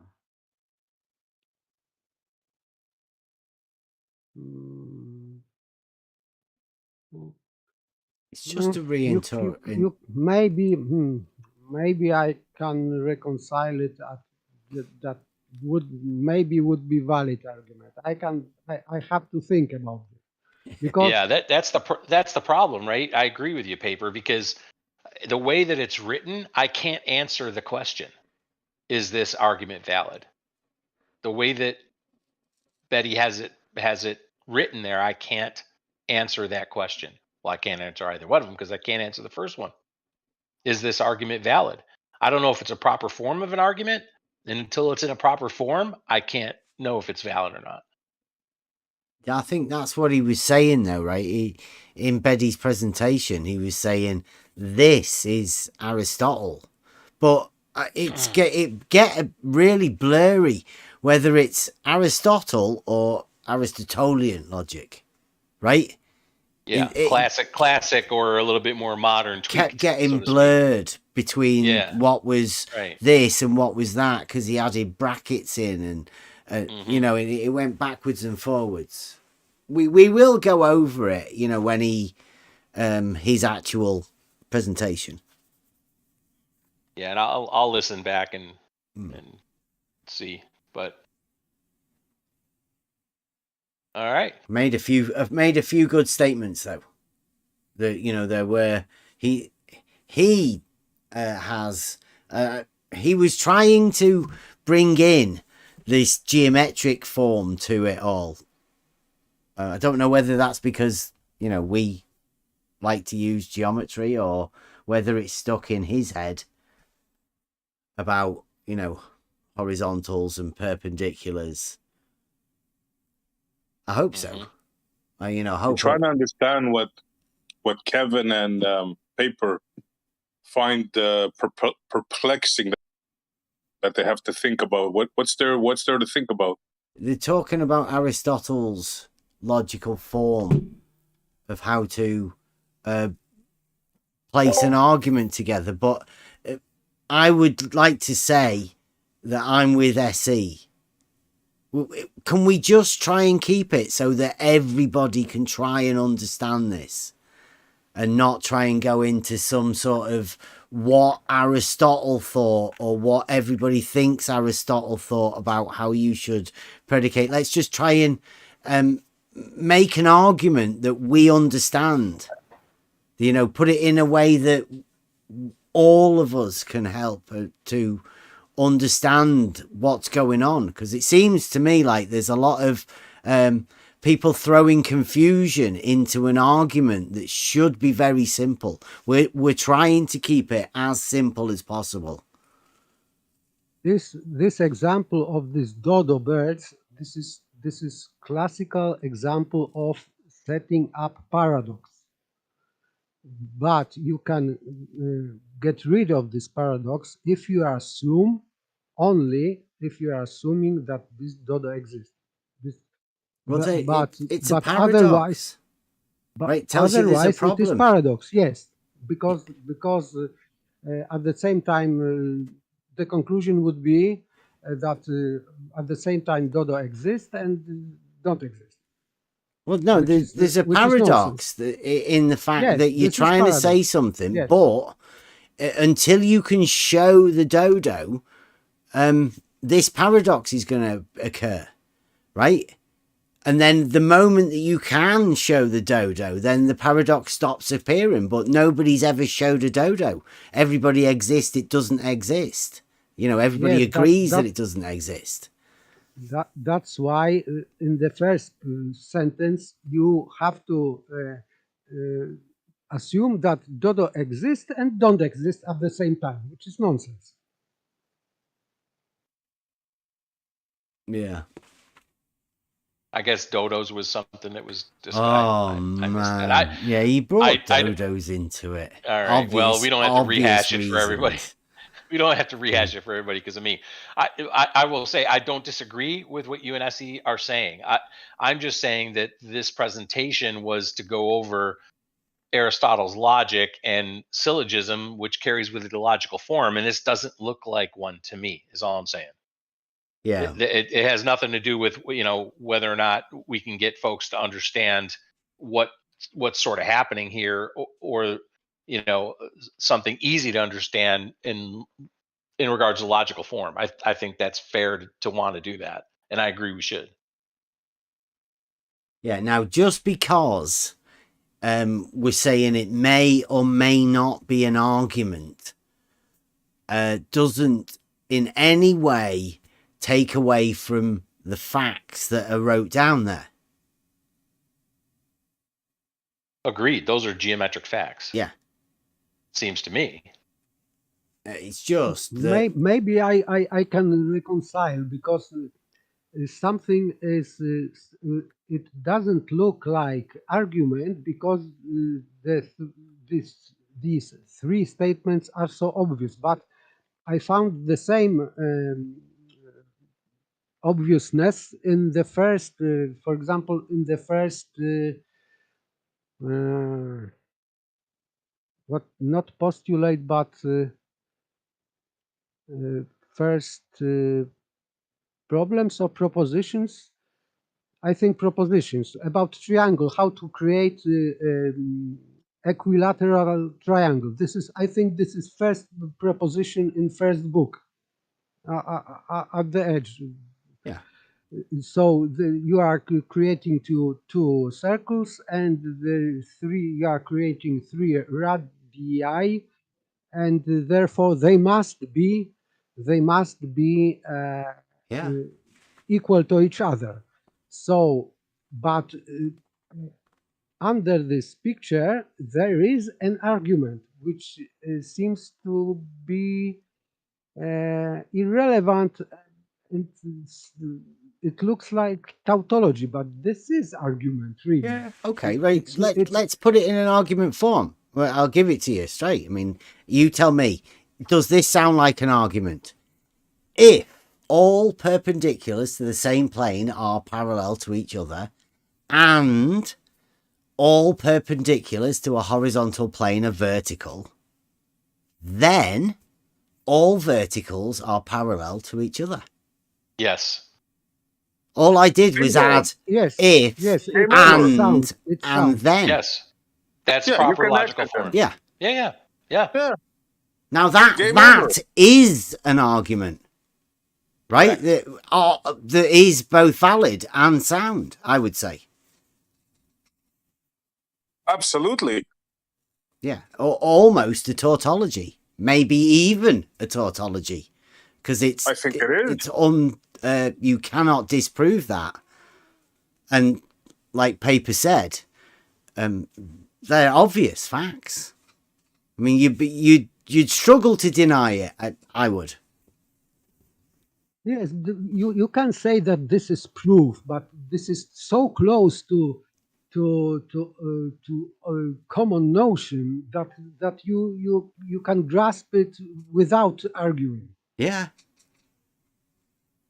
I don't know, but I think some are going to argue the quantifier all, and I think, and I don't see Saragaki here, so he must have left, but I think that's what Beddy's been arguing with Saragaki in the live chat for in the past anyway. Yeah, he brought his sum in tonight. Is a quantifier. Yeah, and the quantifier there is all. But then it's if this is an argument that is put forth, right? Then you go through theoretically you go through the syllogism, through the Socratic method to say, okay, you disprove it. Show me a vertical that is not parallel given the two premises. I was thinking the same thing, bro. Yeah, And I mean, because I know there they're you go. gonna go. The model dictates. Once they hear that, they're gonna think of the ball. Well, unless it's on a sphere. Yeah, but exactly. you can't. Yeah, but you can't. You can't do that. You can't do that geometrically. I know. Yeah. And that's the argument we've been having, right? Is this notion that vertical extends from the center of a sphere. That's not geometric. It's made up. But fine. I mean but that doesn't argue against this logic. Not to me. This is geometrically solid, I would say. No way around it. I can't disagree with you. Well, this is Beddy's, right? Beddy's brought this to us. Even though, like, he's just repeating back the geometric statements that us and Saragaki, you know, like, we've just... This is basic facts of geometry. Mm-hmm. Well, strange that he brings got it. Yeah, I'm with you. I'm happy to see the slide. I think I know where he's going by asking the questions. I don't want to speak for him, but I would suspect I know how he would answer those questions. Yeah, I would like to see the if. I mean, that should be, if we put an if at the beginning and an and a then, and ask that question to anyone. Really, you could take that out onto the street. No doubt. And maybe you'd be better off with a mathematical, within a university and a mathematical framework. I guess you could ask that. Absolutely. Whether it would be a philosophical answer that you would end up getting, or the geometric, mathematical answer. Hard to tell what sort of a thing answer you get. I don't know, but I will say that if this is where we ended, this is brilliant. I think it's great. This is part of the magic of jumbling people's brains, of making something so simple, into this, fancy words and fancy talk. Yeah, that's why I would do. Like me and Kevin had a chat today, and what we want to keep this is as simple as possible. We want to keep this at the basics of what he's talking about. Now, the basics of this is what is and what isn't an argument. And I guess that's what we've been dealing with recently. Yeah. Non-arguments. Things that you seem to just go round and round in circles, never reaching a conclusion. Looping back on yourself all the time. Well, they're not arguments. An argument is something with a logical framework built around it, open for discussion, which is basically what we're doing now around this. How to make these statements fit together so that they mean something that we can all agree upon. And the discussion is the argument. And I'd say the argument is what we're having now, right? It's the discussion to make this statement into something that we could be happy with. Well, you just did it. You just added 3 words. Yeah, it was already there, right? Everybody can do that.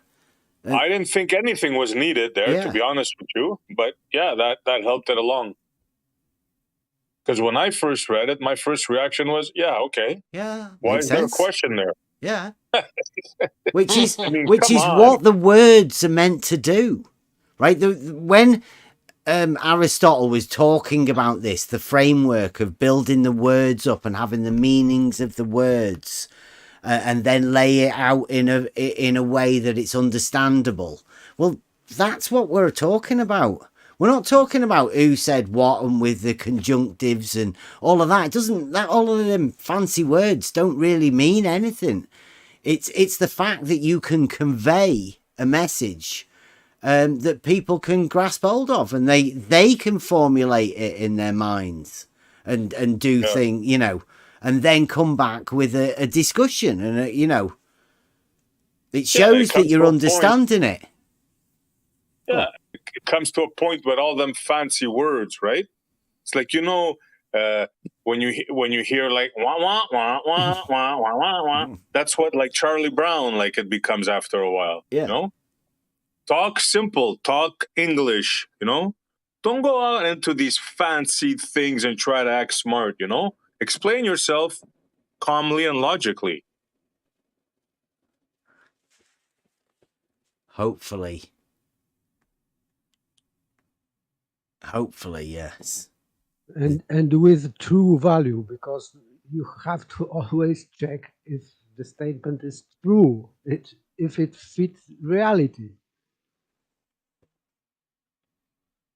Pure speculation is for nothing. Is only in education you can do that, but not improving something in reality. You have to have solid object to prove whatever, because we are talking about physical world. Well, in this case, the geometry, the first statement, all perpendiculars to the same plane are parallel to each other. Well, that's a geometric fact. You can prove that geometrically. Easily done. The second one, all perpendiculars to a horizontal plane are vertical. Well, that's checkable in reality, right? Question one. Yes, this middle term should be checked. Yeah. In process of arguing. It says a horizontal plane, right? So can you have a plane in reality that's orientated horizontally? Yeah, use a water level. Well, yes, you can. That's the simple one. So you can prove that you can have a horizontal plane in reality. That's step one. And then the other one is all perpendiculars to that plane are vertical. Well, could you orientate a vertical to that horizontal plane? Yes. Yes, you can. Definitely. do that. So that statement is almost certainly checkable in reality. For just a second, Bev, just for anyone in the YouTubes or whatever, how would you do that? Well, you find a tool that establishes a horizontal plane. Now, you could do that however you wanted to, but it would be up to that particular person to make sure that they found the best tool for doing that, right? There's no need to trust us. Yep. Go and find a professional somewhere and ask them, can they establish a horizontal plane? Yep. And they would say yes. And then you would say to them, if you made a perpendicular to anywhere on that horizontal plane, would that be vertical? And they would give you their answer. And then how would they do that in reality? Well, how do you create the perpendicular exactly? Well, a vertical. Yep. Is established by a plumb bob. There you go, plumb bob. So you can make a horizontal plane. Usually a tool called a level establishes that, and then you could make a vertical with a plumb bob. There you go. Two very simple tools. Yeah. There you go.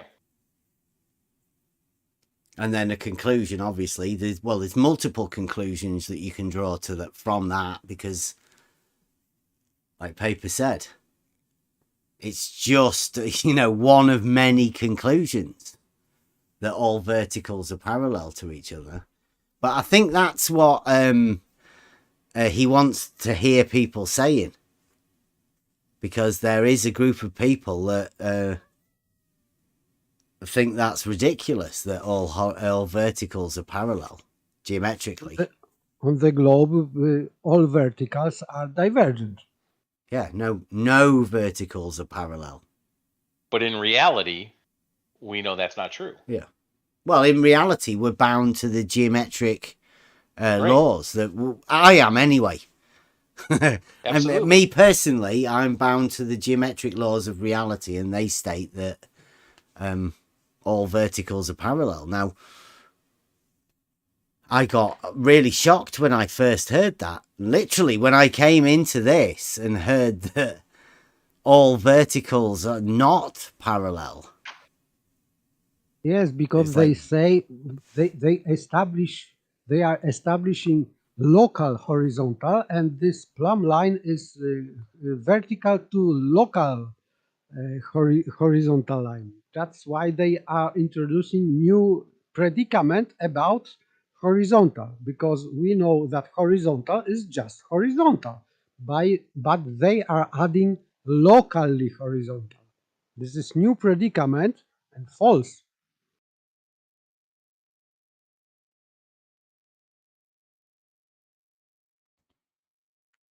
Local. Well, I mean, I wouldn't say it's false. No, but not by necessity, right? You don't need that term. But they add it because it's necessitated by their model. Yes, of course, because horizontal line is always the same. You can prolongate this line into infinitum. Exactly. Isn't what they are saying that horizontal is horizontal everywhere? Yes, the same. Exactly. Yeah. Not locally. But they want to put it the way they put the rotation. It's only once a day, you know. They try to minimize things. Yeah, as Bev said, you could say locally, but it's superfluous, right? Because everywhere you go, that's going to be true. If I leave here and go visit Bev in the UK, and I'm coming from Dallas, I go to visit Bev. Guess what's going to happen when we establish a horizontal and put a vertical on it? On the globe, this will be the difference between horizontals in your place and Bev's place, and therefore between verticals. They would be divergent. But we don't see evidence of any divergent verticals, do we? In reality. Of course not. How would you build anything? It has to be proven, and nobody did it so far. You have to physically prove that vertical lines, locally vertical lines, are in fact divergent on various places of supposed globe. You have to make an experiment. I don't think that it is possible. There is no proofs on the globe. They know that. Yes, of course, they know. So I mean, they'll even tell you they don't have any proof, so they can't provide you proof like that. Like you can provide proofs that all verticals are parallel to each other, like Beddy's just brought us there. Sort of like a bit of a proof that all verticals are parallel. Yes, but you cannot do that experiment, and they know that they cannot prove anything. That's why they are twisting words. Only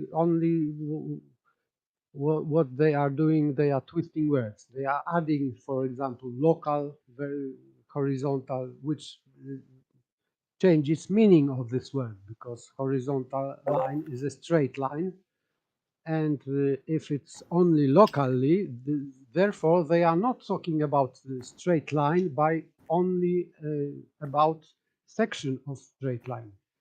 They are changing meaning of horizontal line. If that were true, it'd be completely obvious, in my opinion. You see buildings leaning. Either that, or they'd have to build one side of the building. Oh my God! Can you imagine having support to make it level with every other building as you're going over a ball? One side of that building would have to be enormous compared to the other side. I mean, to the base, to keep it level with every other building. As we see it, what I mean. I'm just saying, if it was built with local horizontals like they're claiming, it would be obvious, in my opinion. You could measure it. Absolutely. I think it would be obvious to the eye. I mean, in my opinion, you'd see things start to lean away from you, no matter which direction you looked. As long as it was whatever you were looking at was tall enough. Yes, See, for and see at a example, good distance. Yeah. for example, this Pontchartrain bridge, it is leaning only in perspective view, but it is not leaning in vertical view. You cannot see this supposed bulge from right to left, only to from your perspective view. This is Right. this is impossible on the globe because the curvature is everywhere in every direction, and it doesn't exhibit on horizontal line any curvature, only Nope. in perspective view. So this is very weird curvature. Works only in one direction, not on all directions. And if they were true to their model, they would never claim a horizontal because there's no such thing on a sphere. Are you guys talking about somebody else's model? Like you may be a little bit obsessed? You know why he's brought this argument round here, right? Because it's a geometric argument of fact. And now somebody else has brought up somebody else's model for some reason. Don't know why that happened. Well, we were talking about dodos, so. Yeah, you were talking about dodos with Beddy for a while. But now you want to talk about something else with each other. That's manipulation, right? Beddy's weaved his little magic trick there.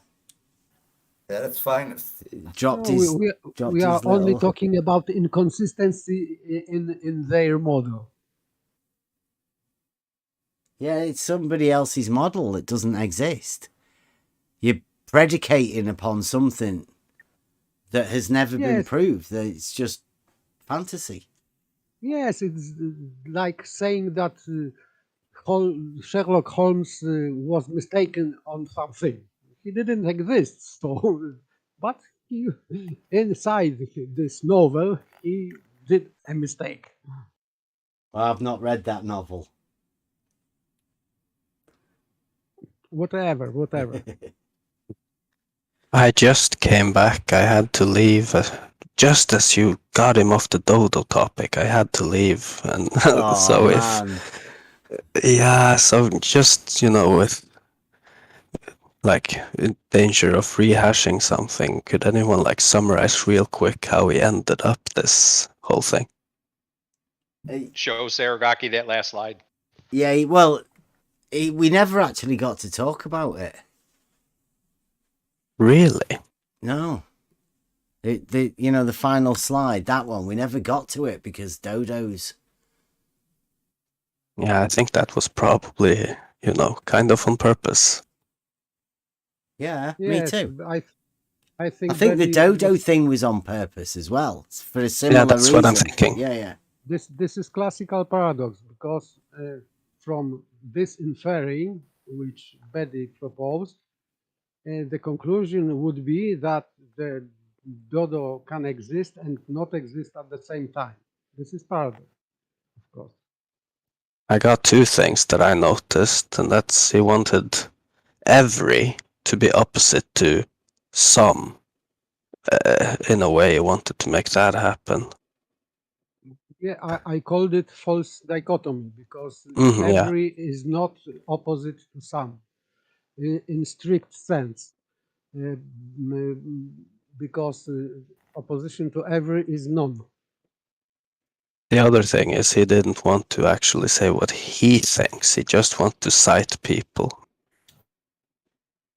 But, that may have changed after I left. No. I didn't think so. That's the great way to put it, Bev. That slide, good one. Can't argue with that.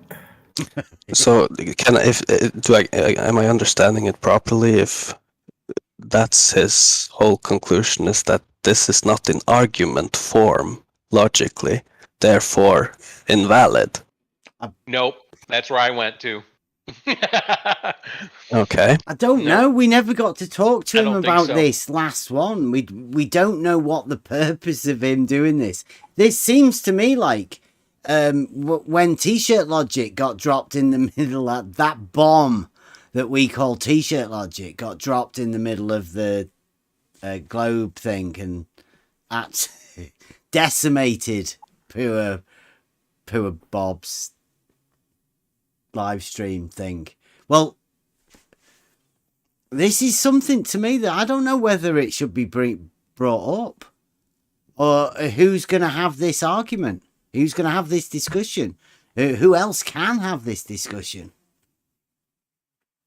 I think that the purpose may be, but this is rather vicious purpose, is that don't use Aristotle's logic because it will bring you to paradox. It's not very good because you, as you can see on this Dodo example, you using Aristotle's logic, you are going to paradoxes. So therefore, beware of Aristotle because it may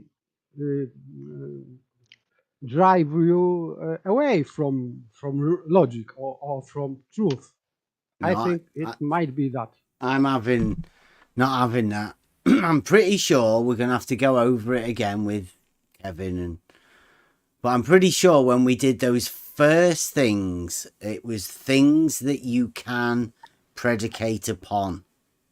Yes. And the predicates. It was all about what a predicate is and how you predicate and what you can predicate upon. And things that don't exist cannot be predicated upon. That's a simple fact. Correct. I mean, you can't, again, we talked about this, right? You can put the words together. You can say anything about anything, or you could say Superman is good looking, right? But Superman doesn't exist. So there's no way to get to a truth value. There's no way to determine that, right? This is meaningless. This predication totally is meaningless. Totally completely meaningless. Void. Yes. You what does it say? You deny the predication, or you reverse it, or what? How negate it? Yeah, you negate the predication by literally means taking it away, just removing it. It's not a predication anymore. It's nonsensical, is what it is. I mean, you'd have to go through, in order to use something that doesn't exist, you would have to at least be able to define that thing, right? In some way, shape, or form. So perhaps you could go through the effort that we talked about with a Porphyrian tree to identify, to use my example, Superman, right? You could do that, right? Cartoons, superheroes, superheroes that are male. I mean, you could do that, but it's still all imaginary, right? Yeah. Superman wears a blue suit. Yeah, right. Superman wears a blue suit, unless there's a cartoon out there with Superman with a black suit, which I've seen. Wouldn't the first predication have to be fiction then? It could be, yeah. I mean, you could go through that exercise, but still, I don't believe that that's what Aristotle was talking about because, right, back in his day, assuming Aristotle existed, right, because you have to go through all that. But back in 2,500 years ago, there was a struggle just to get people on the same page thought-wise, right? And I think, to me, what we've gone through so far is to structure your thoughts in order to create a formological statement that you can then put out into the world as rhetoric. That's how I see it. So this whole notion about paradoxes and everything, this is a Bertrand Russell creation so that they could get somewhere. And you'd have to there's a whole thing, it gets very complicated to get into Bertrand Russell's paradox, and it brings in Wittgenstein and all sorts of other characters that we've talked about in the past. But in the easiest sense of it, Bev is right. We're talking about, as we've said before, this cup or that cat or something. It's something that you can actually gain a truth value on to be able to tell, right? It goes very much back to the first Trivium Day, to me anyway, with the word predicamenta, right? Because the distinction between dica and dicare, dika is to point out, to show something. You necessarily have to have something to point out to show in that case. Yep. Well, dikare, which is not used in this word predicamenta, right, is to say something or to write something down, to put like in that sense. So there's a separation between the two, just in the word itself. So to me, you can't just say that you can predicate on Superman, for example, because you don't have Superman readily available to point out and show. Yep. Yep. I'm totally with you.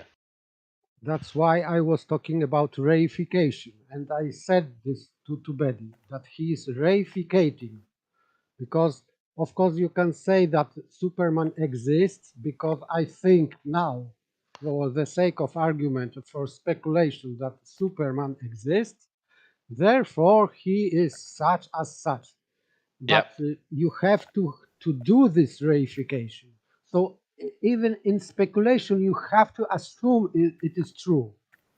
Even if you know that in reality is not true, but for the purpose of education or speculation, you are reificating this Superman. And for now, I assume that he exists. Right. Yep. 100% agree. It's always that way. If you want to lie, you have to tell the truth first, because if the lie is opposition to true, you have to have something real to oppose to.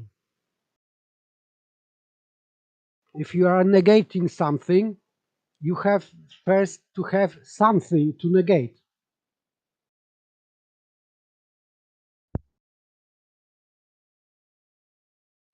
If I could just point out a couple of things, because I started out taking some notes, and I noticed his title for his entire presentation, Aristotle's Conception of Validity, and I put in quotes, Beddy's interpretation of Aristotle's words on validity, because to me that's what it is boiling down to, is what Beddy thinks, even though he doesn't want to state what he thinks, but that's what it seems to me. It's just his opinion on all of the stuff.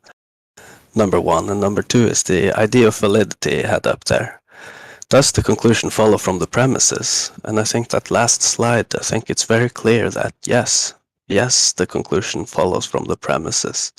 And the fact that there are two premises and the conclusion is different from either or of those two premises, I think it's both sound and valid at the end. Yep.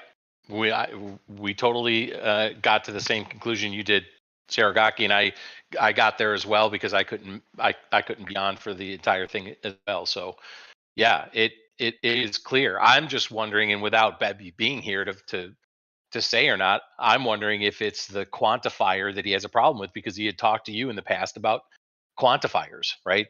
That was a big thing, and the quantifier there is all. But in this case, it still works. It's true.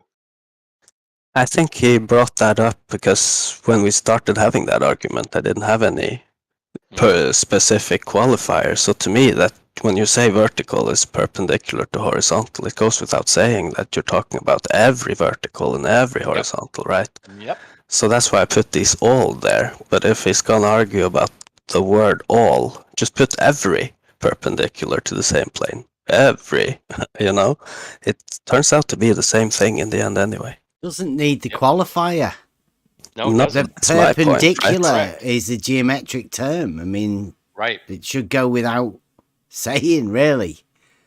The fact that you need a qualifier or a quantifier to go with it is ridiculous. It shows that he doesn't really understand geometry. Yeah, that's what I've been telling him. Exactly. Yeah. And for a self-proclaimed logician, that's a bit worrying.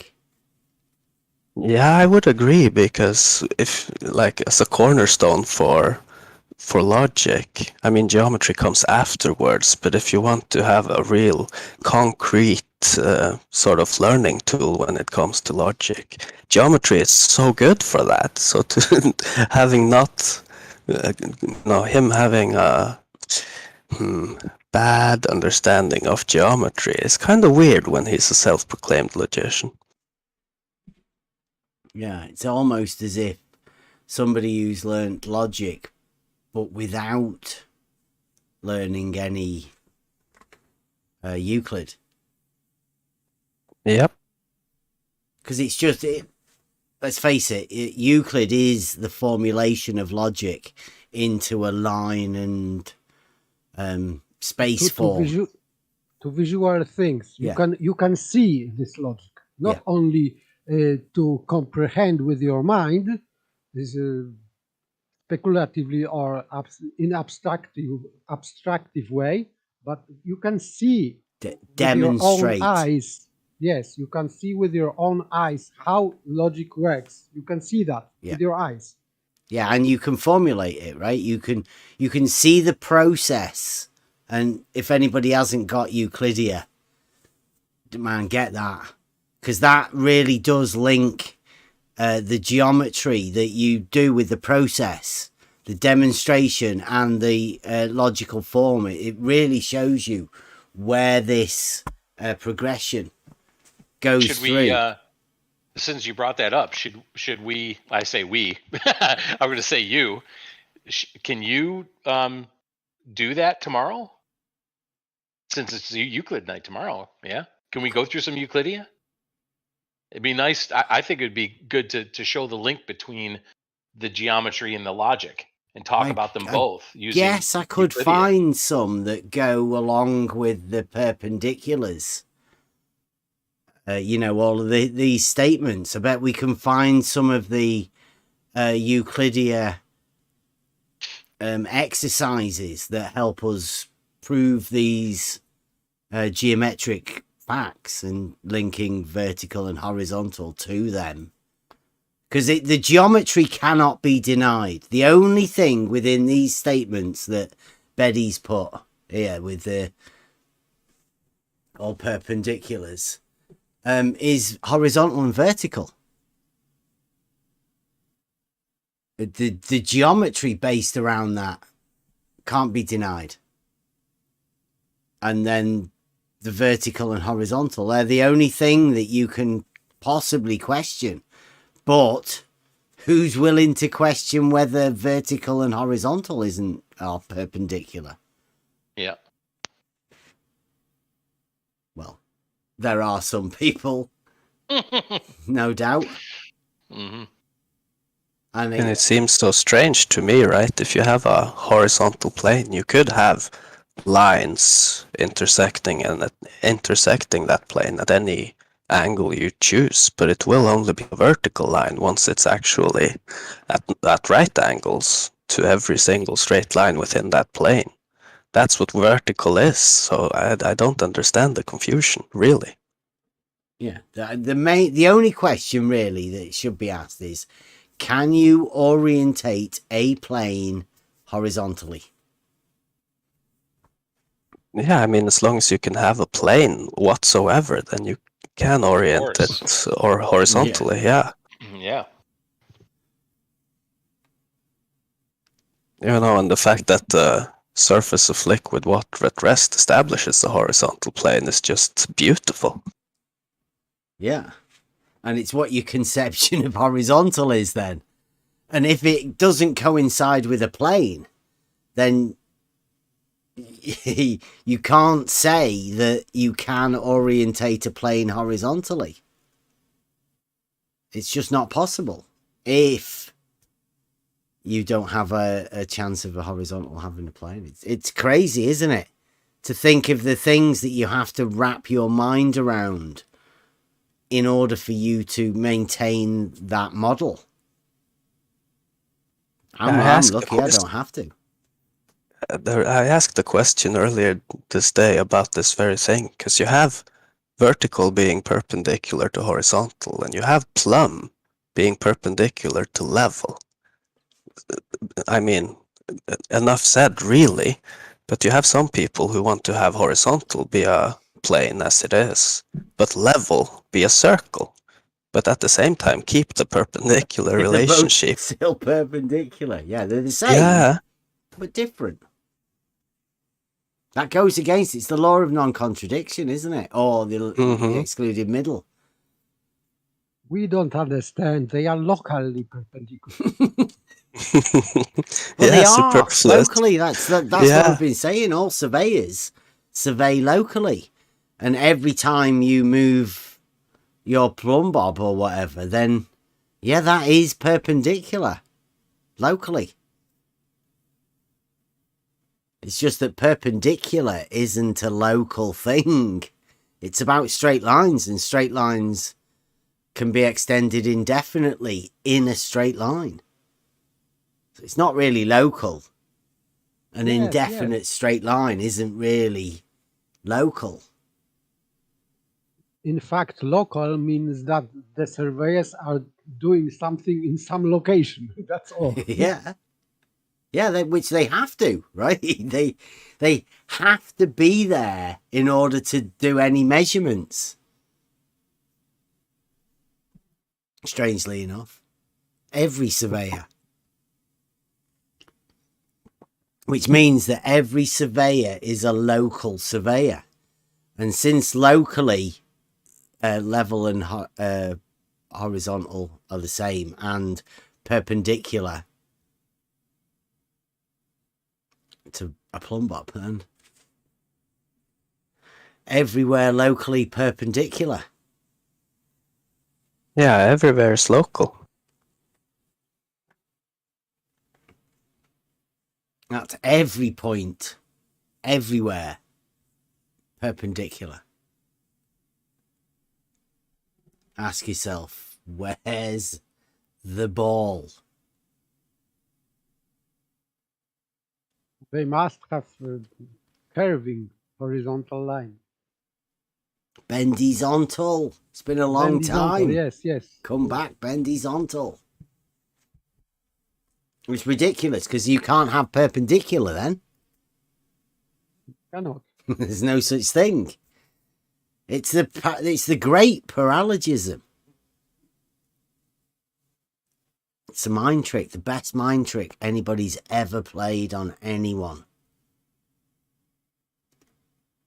It's that good that even breaking the programming is difficult. There are an army of bots that are coming after you, wanting you to think like they do. Accept the paradox and just forget about it. Watch some telly. Watch the news for a bit. That'll take your mind off it. Is it bad that I'm slightly disappointed if, like, for Beddy's sake, if he wanted to argue against the final slide there, that this was his best? Like, I hope he's coming back to try and clarify the last slide. Well, I think we've gone over it quite well. Oh, yeah, for sure. There is really no doubt that the final slide, like the statement, especially after you've added the if and then, that it's both sound and valid argument at that point. I don't think even Beddy can argue against that. He obviously has a version that's different. I'd like to hear it, just out of curiosity. That's what I was saying quite a lot of the time. It's like, I don't understand what Beddy's argument is.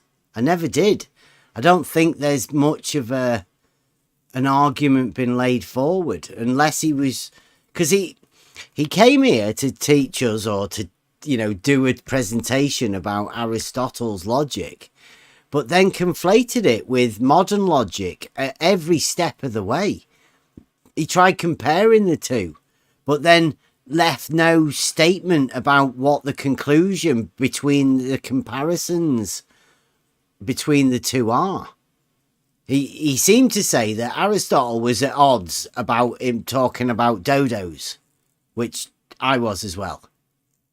And the conclusion was that Aristotle was at odds with people talking about dodos. He said it wasn't really anything. He didn't say what modern logic was, that the modern logic was hopefully allowing the chance that you could talk and predicate upon things that you just imagine. And then it's okay for you to be able to go into a discussion with somebody who's just making shit up. I mean, they could keep you talking for days, years, in fact, multiple years on stuff that they just make up. And it seems to be allowed because, I don't know, Aristotle or somebody else, modern logic says it is a valid sort of argument when you can predicate upon things that don't exist.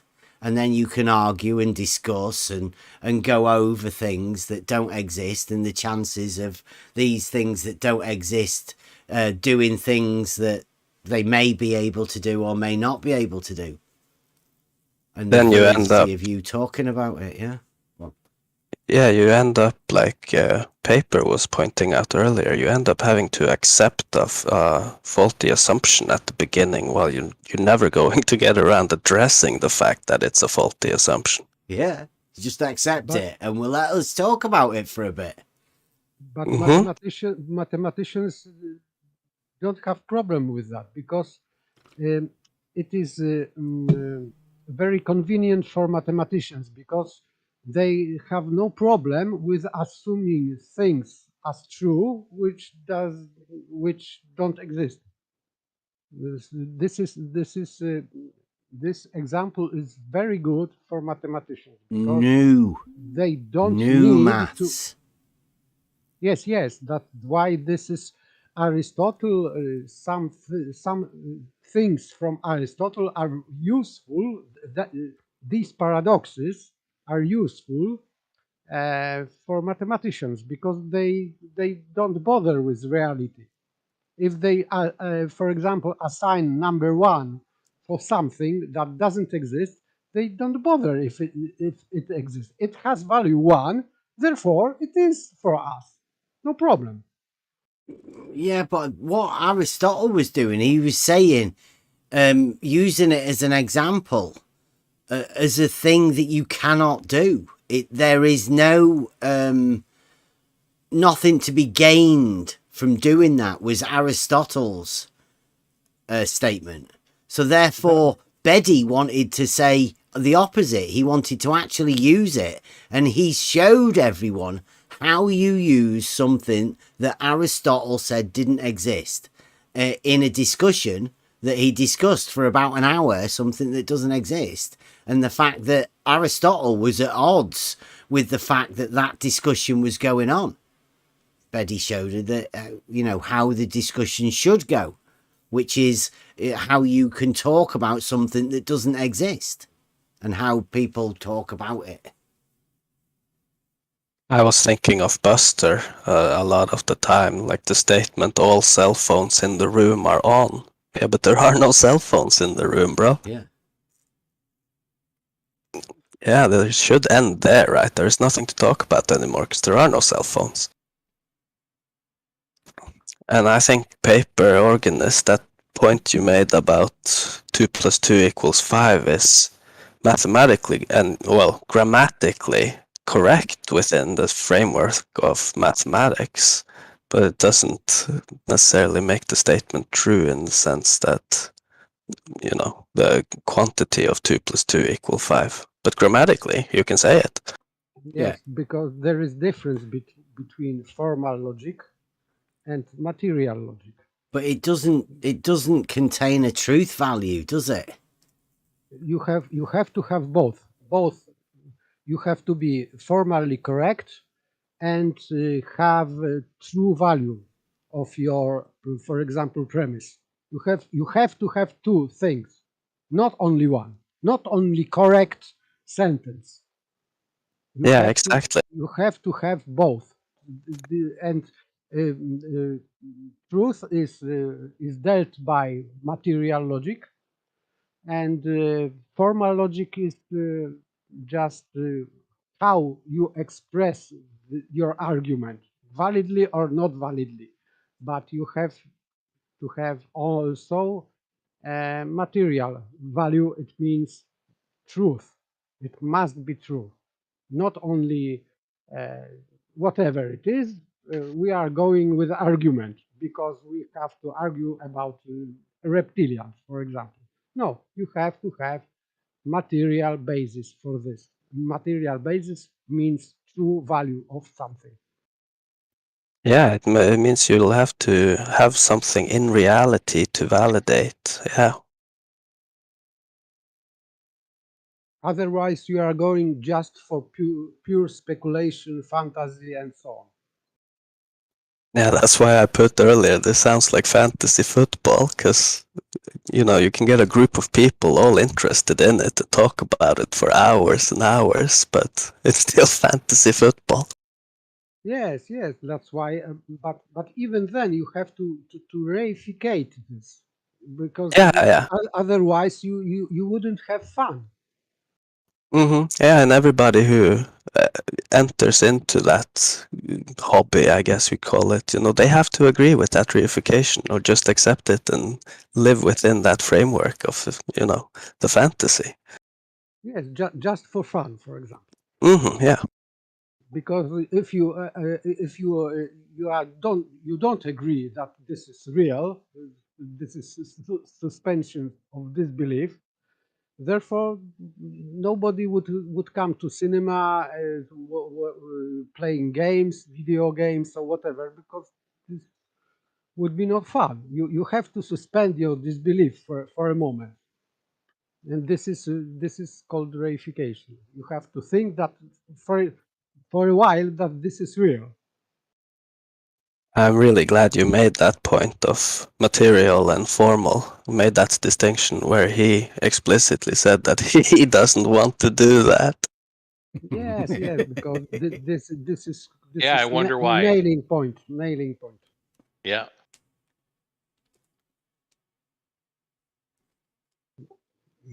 Aristotle's theory of cognition is based on senses. The three steps of abstraction. Physical, you have first physical abstraction. You have to see reality or image of reality, in fact, because we don't see reality, we see image of reality. And so you can see, touch, sense reality with your perception, and this creates your material proof for anything. You have to have that. The law of identity states that one, right? That thing has to be there for you to predicate upon it. Yes, and you can define thing because you can see the thing. You cannot define thing that the square is square if you don't see, and you are not able to see that.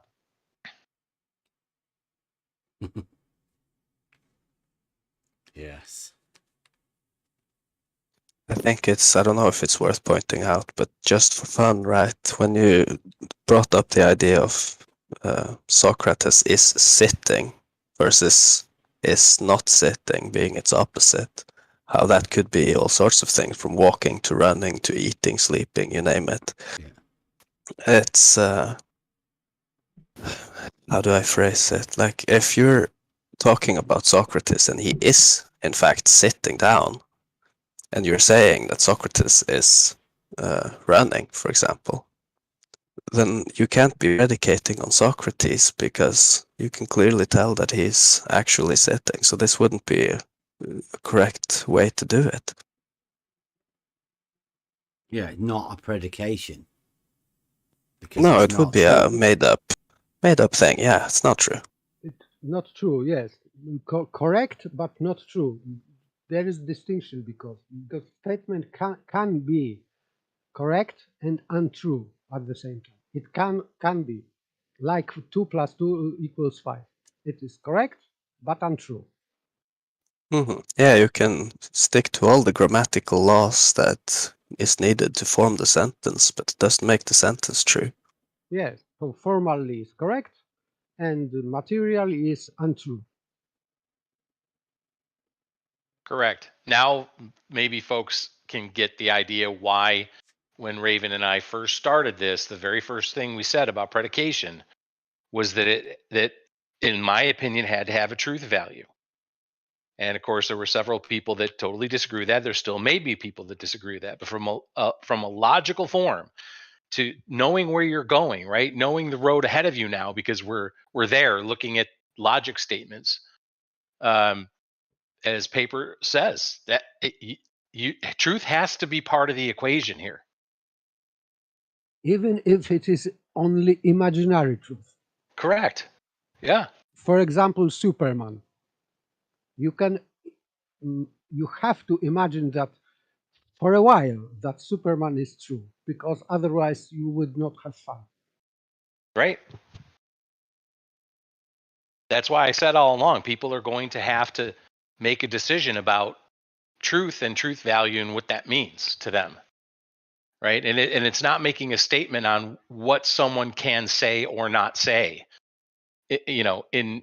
in their everyday lives, or as it relates to government or freedom of speech or anything. We're talking about Aristotle, grammar, logic, and rhetoric.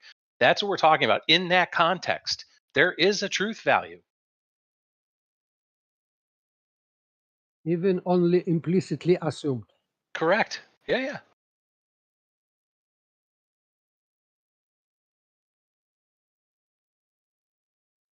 That's why the statement about every dodo is a bird, it implicitly assumes that dodo exists.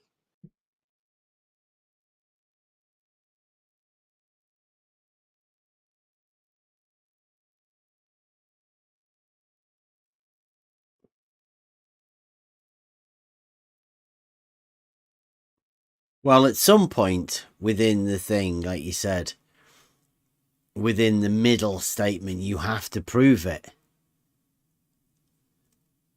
And yes, anything about dodos is gonna get us stuck somewhere when you have to show them a dodo.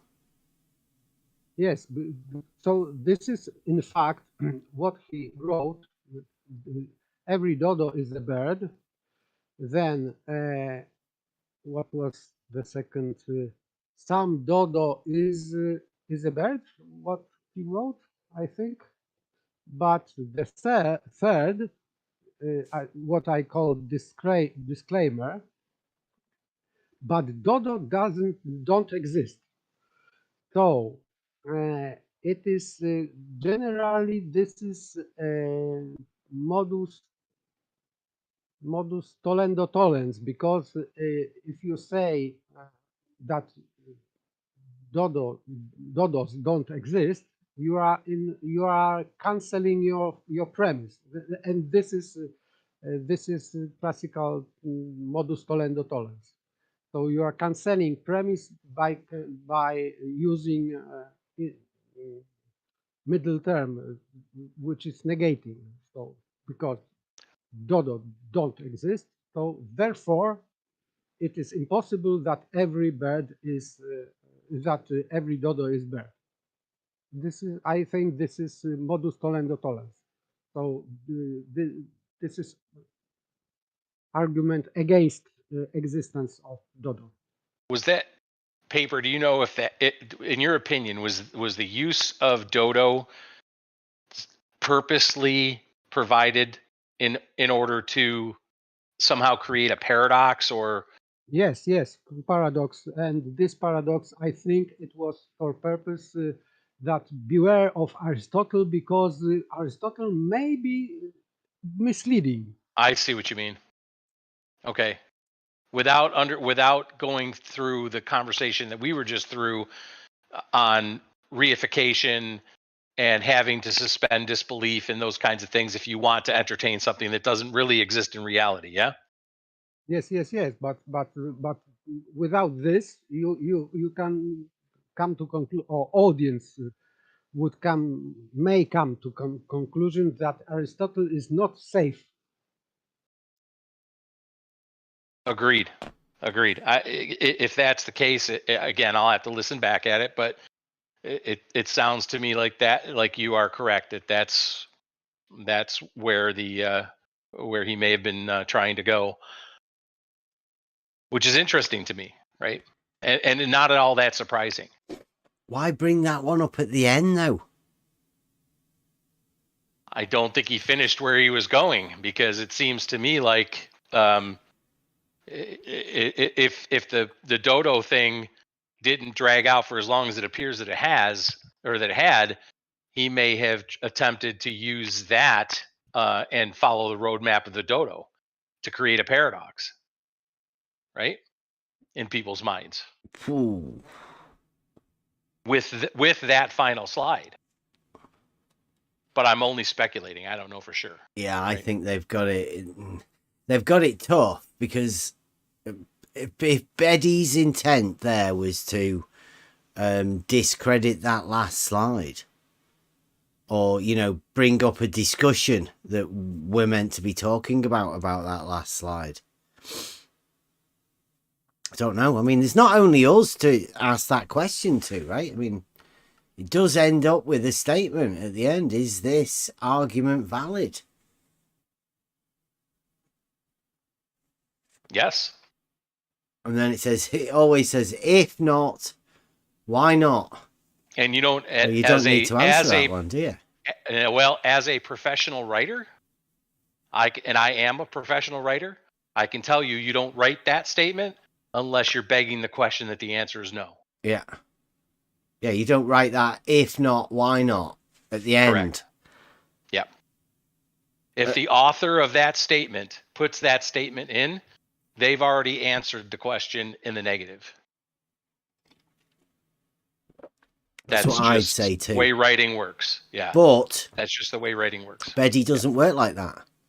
Beddy's very unwilling to state his own points. So I could pretty much guarantee that Beddy would say such and such a person said this, and such a person said this. And you could always get loads of people to say certain things about whatever. Yep. But yeah, I'm with you. If the very fact that if not, why not is there is meant to make you think, oh, it can't be yes then, can it? Because it wouldn't be asking me to write this other thing, or to me to think this other way. Perhaps I should just, ask myself a question. If not, why not? The question that it begs is, why isn't it valid? That's the question that last question begs. Why isn't it valid? Mm-hmm. It almost sets a premise mentally that what's depicted on that slide is not valid. But we all here say it is valid because it's geometrically so, right? Yep. Interesting. Very interesting. Very telling. I think we said that yesterday. It was going to be telling. Still some mysteries. Like it told us a lot, but maybe we still have other questions. I don't know.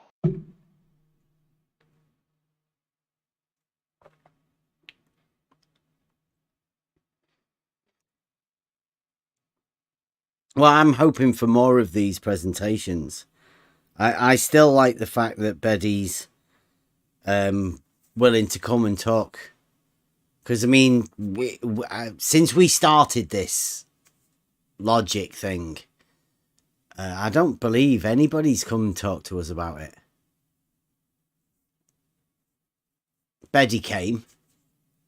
I'm glad he did. Yeah. I agree. Yeah. I like that. Kudos to him for doing it. Not too sure how many other people there are. But, I mean, I do really welcome this logical discussion. I think you've got your mate. I was listening to his video the other day. And there is a genius one that Askin's brought us. I've been over that one a few times. That's a university lecturer from Southampton University that WS has already took a shine to everybody. Perhaps give the game away a bit there, but yeah, we're going to be going over that video on Monday, Model Affliction Monday, I think, next week. I was just going to say, it sounds like a Model Affliction Monday video. All right. Definitely. Great. It may take quite a while to go over it as well because it's jam-packed with stuff.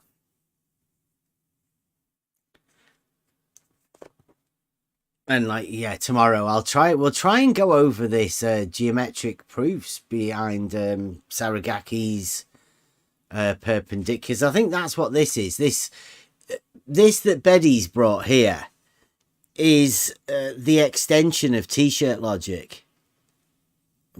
Step one, like we said, prove that you can in fact make a horizontal plane in reality. Mm-hmm. Straight lines first, horizontal plane, and then once you've established that, then you can start relating the geometry to the plane. So the link then becomes obvious also between geometry and reality. The moment you establish that you can make a horizontal plane in reality, then you see the link between geometry and reality. Exactly. Yeah, I think that'd be great to go over tomorrow if we can. Yeah, it'll just take this conversation further. And as we've said all along, we were thinking that geometry is the road that we want to go down for logic. I thought that might be too easy, but since Beddy's the one that brought it up, yeah, I mean, we may as well head down that road, right? Yeah, he did say that, you know, the geometry is the way to explain it logically. Oh, great. Yeah. He did say that. Yeah. Well, that's awesome. All right. Terrific. So, yeah. Anybody else that wants to come and discuss any of this logical statements or anything, I would say we're up for it. I mean, we'll go and talk to anyone either. You know, like we want the discussion, and that goes anywhere.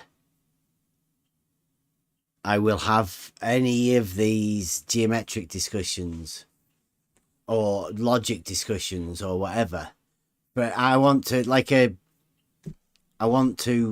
learn as much of this as possible from as many different perspectives. Beddy came tonight, brought us what he titled his slide, Beddy's Logic. He did that. He titled that himself. Can't be ironic. He called it that. Yeah, right underneath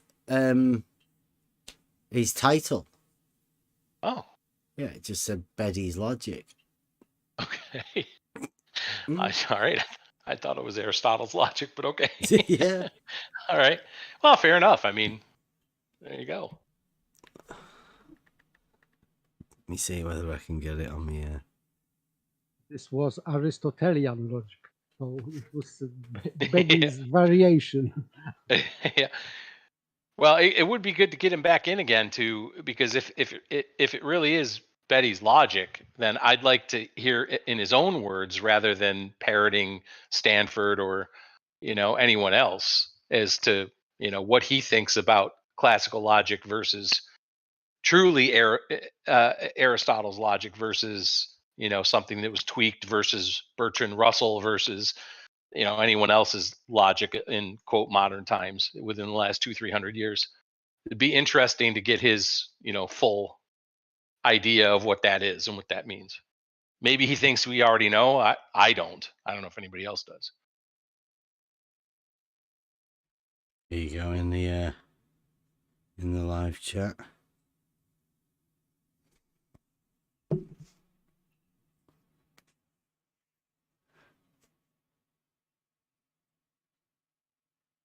Check it out. Oh, yeah. I didn't put that on. Unless that's I don't know. Well, I'm not going to speculate. That's interesting. All right. Yeah, it's his title of the... Yeah. Like I said, fair enough, as long as it's actually his logic and he's discussed what his logic is. That'd be great. I don't know that I've ever really heard it, but I always know that he brings up other people and cites others, which is, it's good if you're citing people, but eventually you do need to say what you think. Well, if it's his logic, you'd hope that it's going to be about what he thinks, not what other people think. I mean, that would seem ridiculous, wouldn't it? It would.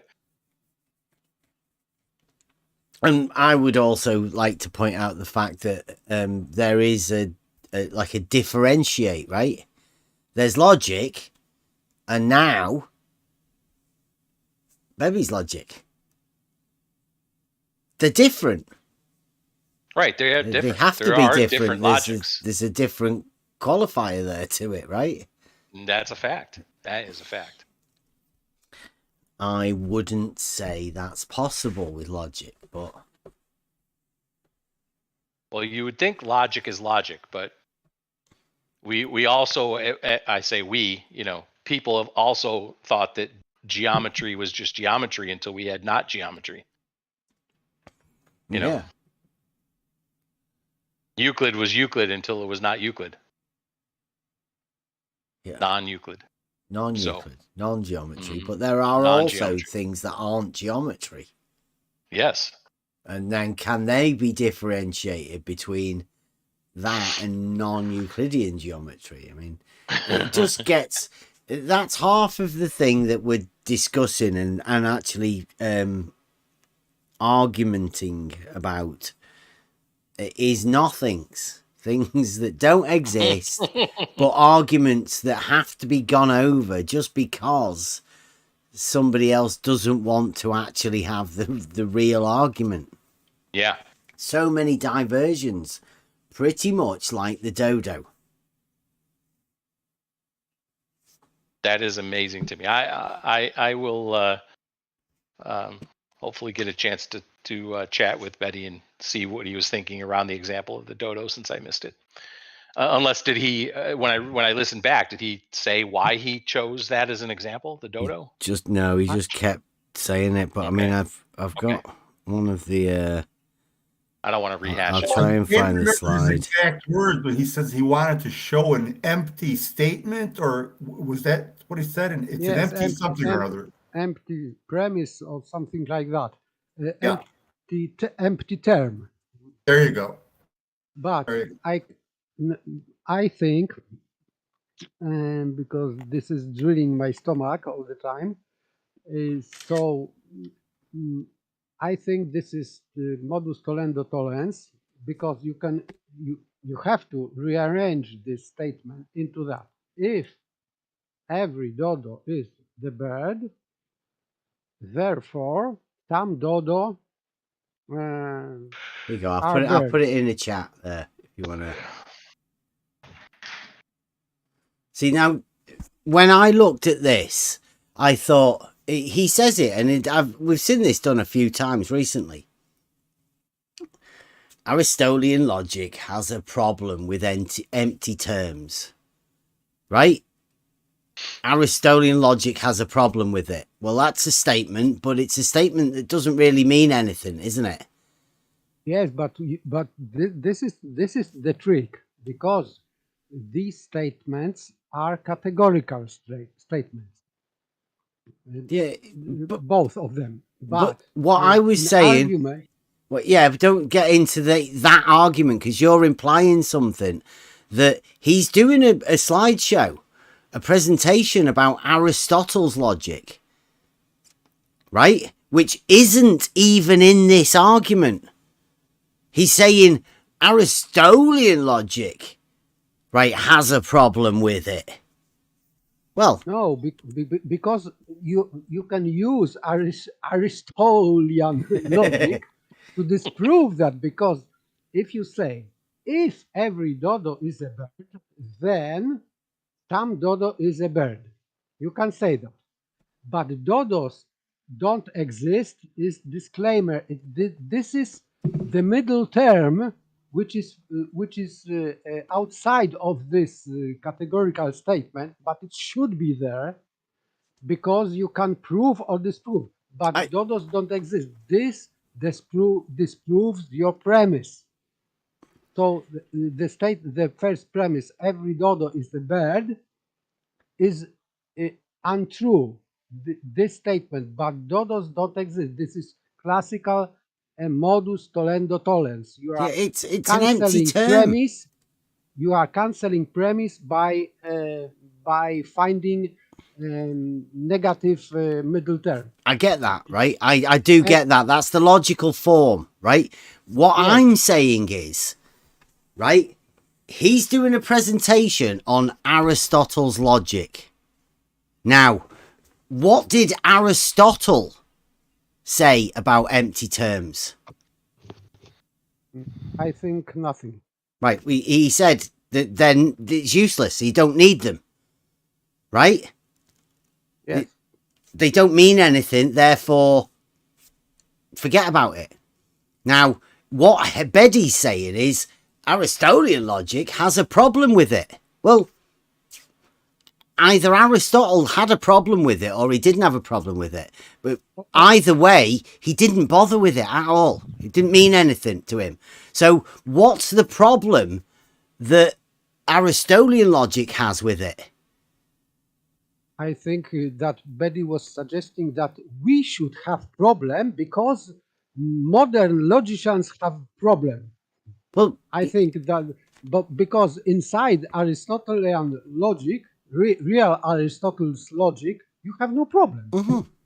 But I think that he should suggest that we should have problem because modern logicians, have problem. Therefore, I think that you should also have problem. But the whole point is that I don't have a problem with it. I understand very well that it's empty terms. It doesn't mean anything. There's nothing there. You can't come to terms of something that's empty. There's nothing there to come to terms with. It's a statement from nothing. The dodo doesn't exist. Therefore, it's an empty term. Vacuous truth. Yeah, there you go. And the fact that the discussion carried on after you've already agreed that it's an empty term, but you still managed to discuss and go over and argue the form of the logical statement, but it's all based around an empty term, which is what was at the heart of the discussion. That's why he was bringing it up, that it's an empty term. I think he's very well. I mean, he played that one very well. That's a wizard trick. Yes, but I can see that you can disprove that statement using modus tollendo tollens, which is invented by Aristotle. Yeah, you could disprove that statement by saying it's empty terms. It doesn't mean anything. There's no need to even argue it. Yes, because you can disprove this first section. Every dodo is a bird, but dodos don't exist. It means that statement, every dodo is a bird, is false at the start. Yeah. Unless, like you said, right, Paper, you reify it, suspend your disbelief, say, yeah, dodos are birds. No, I am talking about separate statements. Every dodo is a bird. This is categorical statement number 1. Mm-hmm. And categorical statement number 2 is some dodo is a bird. You have to reify these dodos to existence, speculative existence. Yep. But if you want to do proper modus tollendo tollens, and this is check for first premise, this middle term exists. This sentence, but dodos don't exist. This is middle term. Yeah. But this is written in such a way that you at the first sight you don't see that this is modus tollendo tollens, and I didn't see when I was talking with Beddy, but now I see. Yeah, and I'm with Bev that if it's an empty term, Aristotle had problems with empty terms. I'm not sure that Aristotle would have entertained it as anything to do with logic at all. Yeah, it doesn't say that. It says Aristotelian logic has a problem with empty terms. So again, he's doing a presentation on Aristotle's logic, and he brings up something that isn't Aristotle's logic and says that they have a problem with it. I mean, that's ridiculous. Yeah, but here's the thing, though. Because I'd have to listen to it back. Did he provide a demarcation between Aristotle's logic and Aristotelian logic? I tried to get him to do that. Those things are different. Okay, so I tried. Nowhere. If in his mind those are the same thing, Aristotelian logic is Aristotle's logic classically, as people would agree with it traditionally, quote unquote traditionally, then yeah, Aristotle would have a problem with empty terms as well. You disregard them. Say you can't say anything about them. It's an empty term. Dodos don't exist. What are you going to say about them other than they don't exist? That's why you cannot get rid of formal and material logic both. Right. You got to have both. You have to have both. Right. Yeah, I agree that it looks like a magic trick to me. But I didn't hear it. I have to go back, listen to it back. Try to understand why this example was used in the first place, because it seems to me to want to lead the audience to a certain place. I just don't know what that place is. It's away from the logic making sense. I agree. I think that's what it is. It's all about trying to confuse people around something that's already... If you look into logic, you will definitely get confused. Because this is where the minds of thinkers have been. And some people, to get to paraconsistent logics and Beddy's logic and all of these other different forms of logic, they've thought about things that they've convinced themselves of, right? They've all got their own thoughts and they want to try and portray them to you.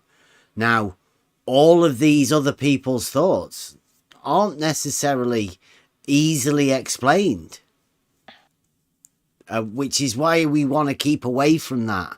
We want to keep everything as simple as possible. Yeah, we want to get as close to what we consider the original logic, Aristotle's logic, as we can. Well, just not Aristotle's logic, right? Our like what we can come to the conclusion. That's what the idea is for us to get where we want to go to try and communicate with each other.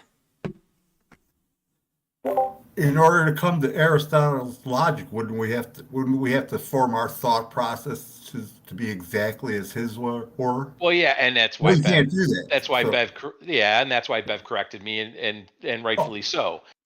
What I think though is Aristotle's provided a roadmap on how one should craft their thoughts into something that's has a logical form and, as paper says, material, right? And then be able to use that with your rhetoric as you speak it. Sure. Which is, I think, where we want to be. But I think a lot of the problems they're having with Aristotle's logic is being projected onto Aristotle because it's their problem. Of course. Yes. Yeah. This is not because the purpose of logic is to gain knowledge, to gain truth. So if you are talking about, Beddy is talking about logic which is going against truth, this is nonsense. This is not Aristotle's idea, that to use logic against truth. Nonsense. Agreed. Yeah, Beddy is a smart man. Like he brought that in guy two said things today. Go on. But we're just gonna say he's a smart guy. He brought in two things today. He brought in the dodo, make us argue about something that doesn't exist. Shut out Beddy, smart, but we caught him. Second, he comes out with a question, right, and asks us, and at the end of that asks, is this possible? You know, like Really? Like, you think we didn't catch that, right? These are two sneaky things that he did. Now, whether intentional or not, right? That is pretty crafty. No? At the same, oh yeah, I agree, Essie. But at the same time, landing on concrete geometric facts. Yeah, exactly. He gives three facts exactly that are undeniable, and then he asks, "Well, what do you think?" I mean, yeah, like we didn't catch that, Beddy. Nice try, bro. Yeah, and that's why I think going down that road starting tomorrow with whatever we can glean from Euclid and associating it with logic in the way that Beddy has discussed verticals and horizontals would be a good thing. Just carry on that thinking. Because as we discussed a little bit earlier, those are things that can be done in reality. Can you establish a horizontal frame of reference for a horizontal plane? Yes. Can you then establish a vertical to that? Yes. Can you establish a vertical and then to a horizontal? Yes. You absolutely can. In reality, oh yeah. Plumb bob level. Yeah, then he plants a seed of doubt on the exit, right? Well, of course. Like Columbo. Okay, see you, ma'am. Oh, and by the way, yeah, we didn't catch that, Beddy. Not slip right by us. Yep. Because they must, though, right? But every place you go in reality, and it's what Bev has said forever, go talk to a surveyor. Not about whether or not what the shape of the earth is. Talk to them about their job. Do they have an auto level? What is it used for? Do they use plumb bobs? What's that used for? How far can they extend that? How do they handle elevation changes? How does that work? Because all those things are done in reality. If someone's building a house, how does that work? Can you actually say that something is perfectly plumb or perfectly level? Those are things anyone can go ask. Oh, what was it? Because I wasn't there. He goes to him, why don't you use a pigeon? Or what did you tell him, a seagull? Seagull. Oh, for this. For the dodo, yeah. Instead of a dodo, yeah. And did he have an answer for that? Why? No, he kept going back to the dodo. Okay. It's obviously the dodo was part of the thing, yeah. Yeah, because it doesn't exist. He needed to get to that paradox. Yeah, he needed something that didn't exist. Then he could pretend that he was predicating on something that didn't exist. Yeah. He couldn't let it go. This was planned. This was planned out. Well thought out. Yeah. I tip my hat to you, Beddy. That was good. That's good. Look at how often this occurs, how they conflate, reality with fiction, with the dodo and, true geometric terms.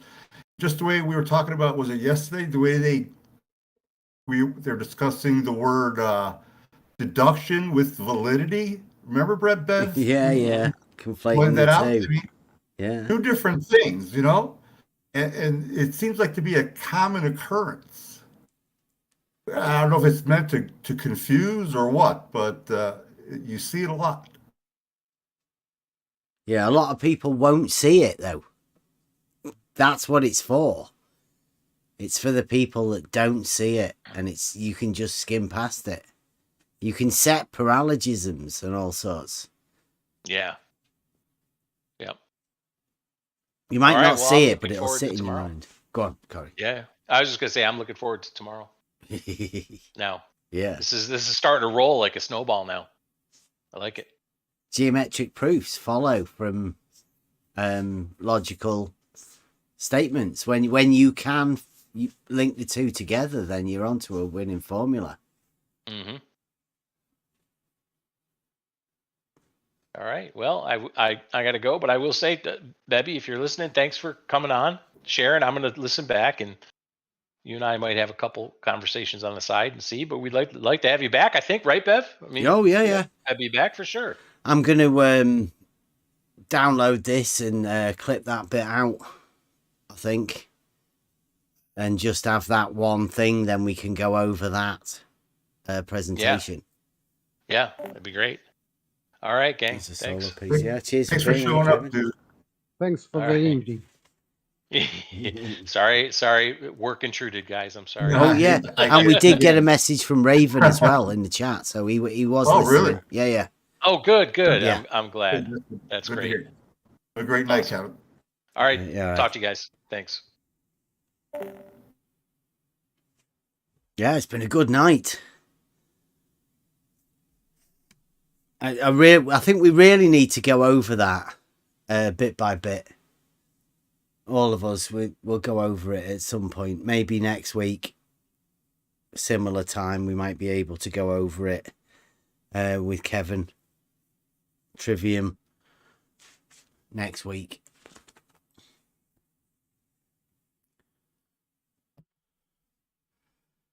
Shout out Kevin. He's really become a good speaker, huh? Yeah. Well, I think he's always been a good speaker, I would assume.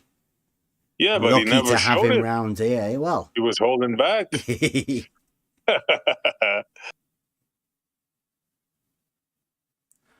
Right. Anyone else got any final words? I think we'll end it there. It's been a good night again. It's been a good week this week so far. Enjoyable. Thanks. I don't know what we've got for. I can only have wisdom, can't we? Buster. Okay, so yeah, thanks for being here. Been a good night. Beddy's presentation of Aristotle's logic. You can go back over it, see whether it was or not. Anybody else wants to come and have a discussion about logic? This is the place to come and have a chat. Got many people that want to talk about this sort of thing. There's many things that we can sort out, and logic is the tool that we'll use to try and help us come to conclusions that fit. But it's not about the logic, it's about the discussion of multiple people talking about that. Then we can come to good conclusions together. It doesn't work really well on your own. It might be hard to convince people that we're talking about logic when we were talking about dodos all night. So I know. Just kidding, Bev. Just kidding. No. I get it. No, I love you, Bev. Yeah. It was painful listening to people talking about stuff that doesn't exist and about an arguments that are based around it. It was hard work. Might have been painful for us, but it served its purpose. Yeah, I think so. So, anybody wants to come in? Obviously, the discussion will keep going for a bit. Come into the Discord, Next Level Discord. Click the link. And we'll see you tomorrow. We'll try and bring some... We'll add a bit of geometry. Focus on the geometry and about what Beddy's give us tonight. Hopefully we'll get Saragaki round and we'll go over these perpendiculars and geometric proofs. Join us tomorrow, 8 o'clock. Euclid night. See you then. It is probably the single most important mathematical idea of all. The notion of proof by circle and line or ruler and compass construction means that geometry can be known about in a way that is different from knowing about physical things, and so makes geometry epistemically differentiated. Furthermore, starting from circles and lines alone and constructing a relationship using circles and lines alone makes the conclusions certain in a way that nothing else was at the time. In geometric reasoning, the argument and the conclusions were made supremely clear and evident to the senses. Indeed, the concept of proof, a mechanism that gave a warrant for claiming geometry to be perfectly and absolutely true, made geometry the very paradigm of what we mean true and certain knowledge to be. In effect, in our understanding of nature, true means true like geometry is true. Come go with me. Open your mind.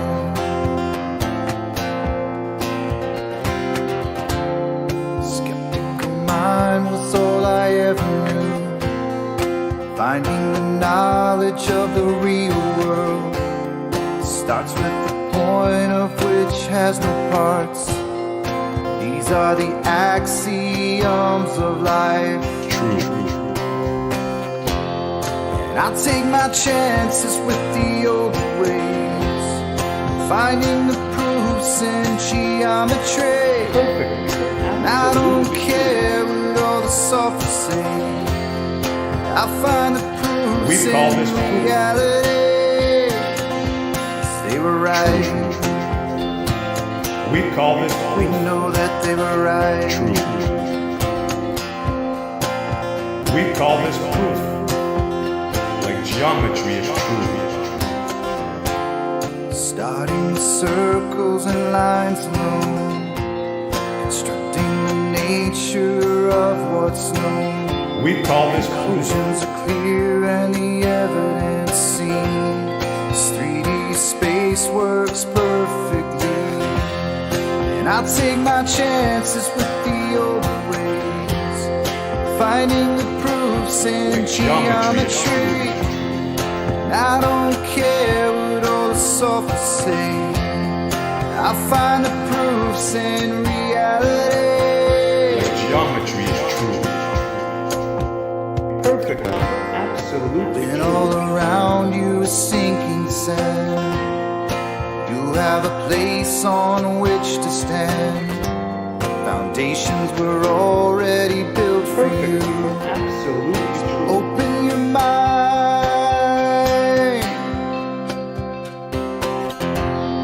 and I'll take my chances with the old ways, hearing the words of what the ancients said. They say my words sound like sorcery, but there's wisdom in all honesty. True.